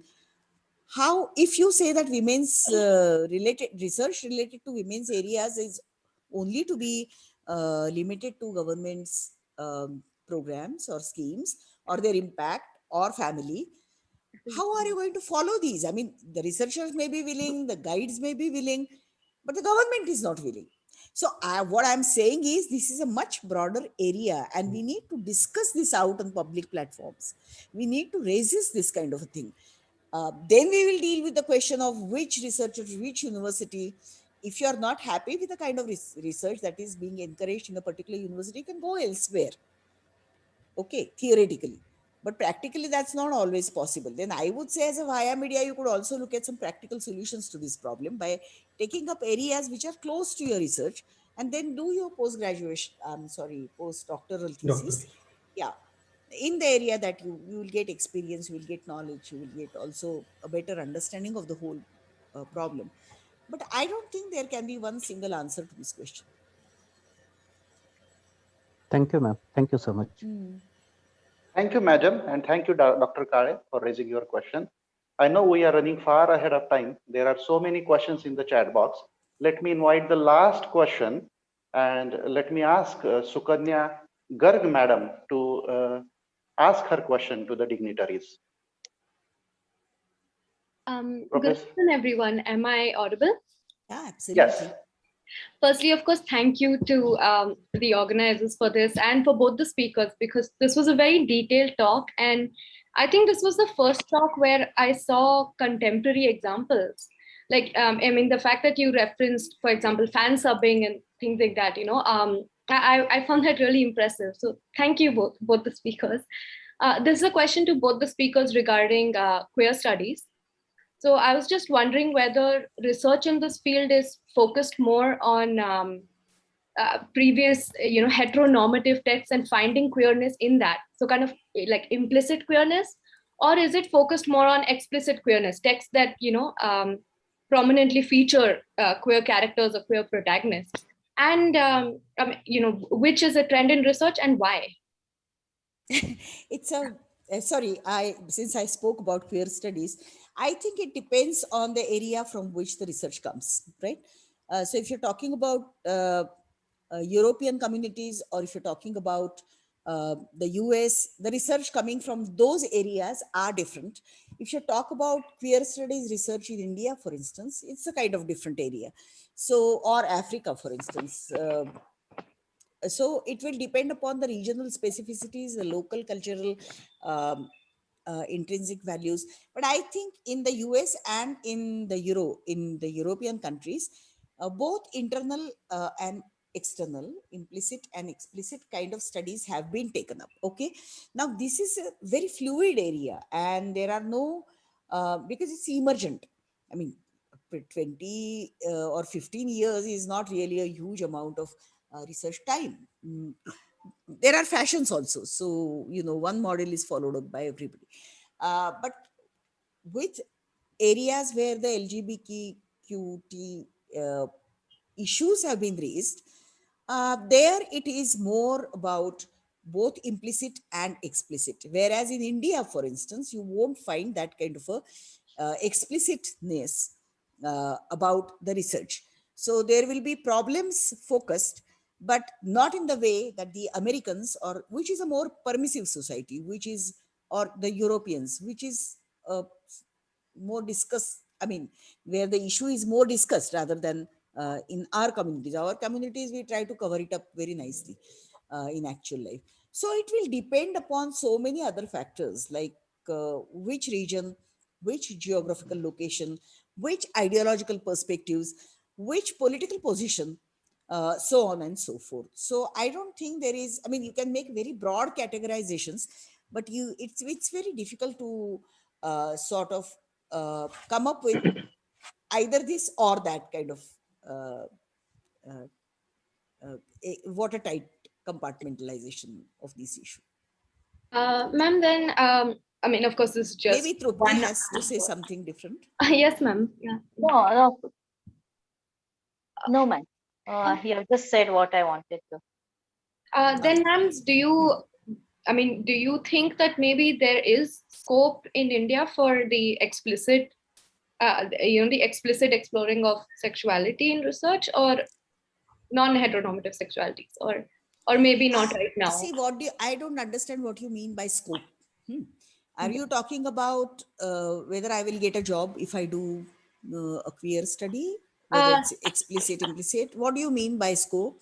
Ma'am, more in the sense that if someone were to walk in for, a PhD interview saying that they'd like to explicitly focus on non-heteronormativity in research. Yeah. And they're featuring texts that have such protagonists and all. Yeah. Would Sure. do they have a chance to even get expected? Of course they do. I mean, it depends again on the kind of university that you are applying to. All Okay. right. Yeah. So, but I think the universities where I have taught, like the Shivaji University or like the English and Foreign Languages University, these topics would be welcomed with an open arm. Okay. I don't think that kind of a rigidity exists in these, but I won't guarantee that all universities will be like that. You apply to the universities depending upon the kind of research that takes place there. Hai na? Of course, ma'am. Yeah. Thank you, ma'am. Okay. Okay. Thank you, Sukanya madam. Thank you very much. And I also thank all participants for raising their questions and live interactions. And sincere thanks to Dr. Maya Pandit madam and Trupti Karekatti madam for your learned replies. Thank you very much. Now, I invite Professor Dr. Satish Ghadge sir for his chairperson's comment on the whole session. Dr. Ghadge sir. Thank you, Manoj. Respected Maya Pandit Madam, the second resource person, Professor Trupti Karekatti Madam, and all the online delegates present for this particular webinar. Now, after listening to these two stalwarts, both teacher and disciple, I should not comment much about whatever they have talked, but particularly as a chairperson, I should sum up whatever has been told during these particular deliberations. Initially, when Trupti madam started talking, she took a survey of thinking divergently and all these things. Then she came directly to linguistic research. And while discussing linguistic research, she touched almost all areas, ELT and stylistics, psycholinguistics, even language acquisition and all these things, language and gender.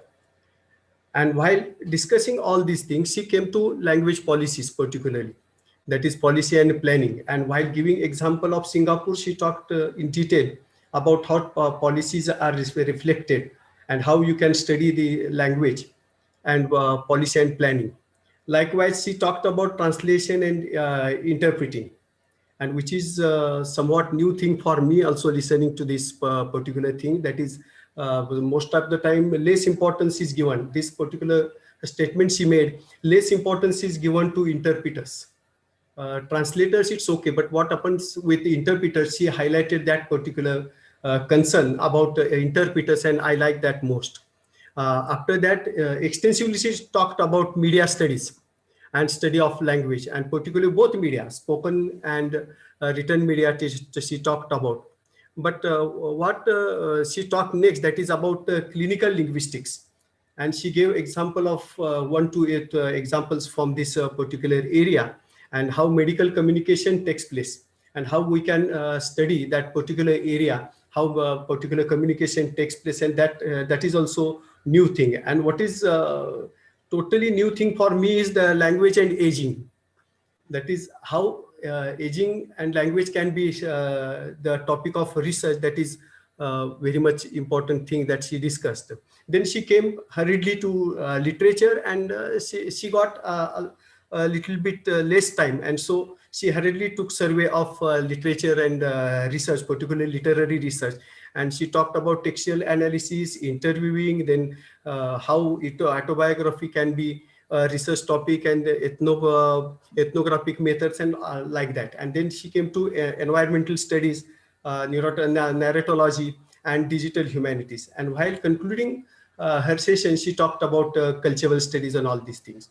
But what I liked most is, after a long time, I could listen to my beloved teacher, Professor Maya Narkar Pandit Madam, because always when I was in front of her during my PG studies, she used to give so much insight into so many areas. And when personally I used to visit her in her cabin, and our talks were altogether different, not just to be belonging to studies, but we talked a lot about social issues and all these things. At that time we didn't used to talk about cultural studies and all these things. Now Madam, nowadays the concern of cultural studies is that the way culture changes as the power structure changes in any culture. And that is the topic of concern, because when any political party rules a particular country or particular area, automatically reinterpreting of culture takes place. The same thing is happening in India today, because the way they try to interpret culture, and the way they want to focus the culture in their policies, as you talked about the policy of higher education recently published by this particular government. So all these areas can be studied in a different way. And I liked most both the resource person, the way they presented themselves here. Particularly, I congratulate Tupti madam, because she's talking before her teacher itself, and it is a kind of challenge. Okay, so I congratulate Tupti madam and both her teacher also, Maya Pandit man, who supported a lot to all the students like us. And so I congratulate both of them, and thank you very much, particularly for the examiners, organizers, for giving me chance to chair this particular session. Thank you very much. Thank you, Gadge sir. Thank you for your expert comments. You briefed the discussion in a systematic manner and highlighted the issues raised and discussed by Karekatti madam. Thank you. And I also thank you for everything you have done for ELAI Satara chapter. Thank you. And now, moving towards the final part of this webinar, let me invite Dr. B.S. Magade sir from the Department of English, Kishanvir Mahavidyalaya, Hawaii, to propose vote of thanks. Dr. Magade. Thank you, Manoj. We are ahead of time, no doubt, but would you be so kind enough sharing your time more to complete the last visit? Well, I feel honored and privileged to get an opportunity to propose a vote of thanks on this auspicious occasion. It's indeed a very memorable day, as the keynote speaker, Dr. Maya Pandit Narkar, who is a former student of our department and my beloved teacher, is with us for this national webinar. I, on behalf of the Department of English, Research Committee and IQAC, Kishanvir Mahavidyalaya, Hawaii, and Satara Chapter English Language Teachers Association of India, express my deep sense of gratitude to you, madam, for sharing with us your innovative insights, views, and strategies in the sphere of research. We are greatly encouraged by your gracious presence and immensely benefited by your inspiring address. I take this opportunity to express my enormous respect to Dr. Jay Chaudhary, Secretary Janta Shikshan Sanstha Hawaii, for his august presence as the chief guest for this webinar and for gracing the inaugural ceremony. We have today with us our most endearing professor and head, Department of English, Shivaji University, Kolhapur, Dr. Tripti Karekatti, who is known for her selfless commitment for such type of academic pursuit. I wish to express my profuse thanks for accepting our invitation as the resource person and for sharing your views on exhaustive research areas and perspectives. I also express my sincere thanks to in-charge principal, Professor Dr. Satish Dahade, for presiding over this event and putting your significant remarks. We are extremely grateful to our in-charge principal, Dr. A.B. Bhalerao, for meticulous planning and execution of this webinar. I wish to thank to the Vice Principals of Science and Arts faculties of our college, Dr. R.R. Vaidya and Dr. B.B.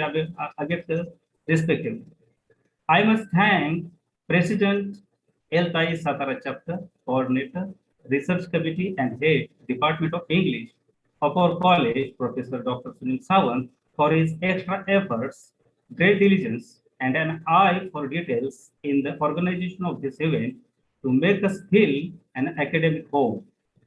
I take this opportunity to express my indebtedness to Honorable Sri Pratap Bhosle, Trustee and Founder, Honorable Sri Madan Bhosle, President, Honorable Sri Shankarrao Gadve, Vice President, and all executive members of the Board of Directors, Janta Shikshan Sanstha Hawaii, for their moral support.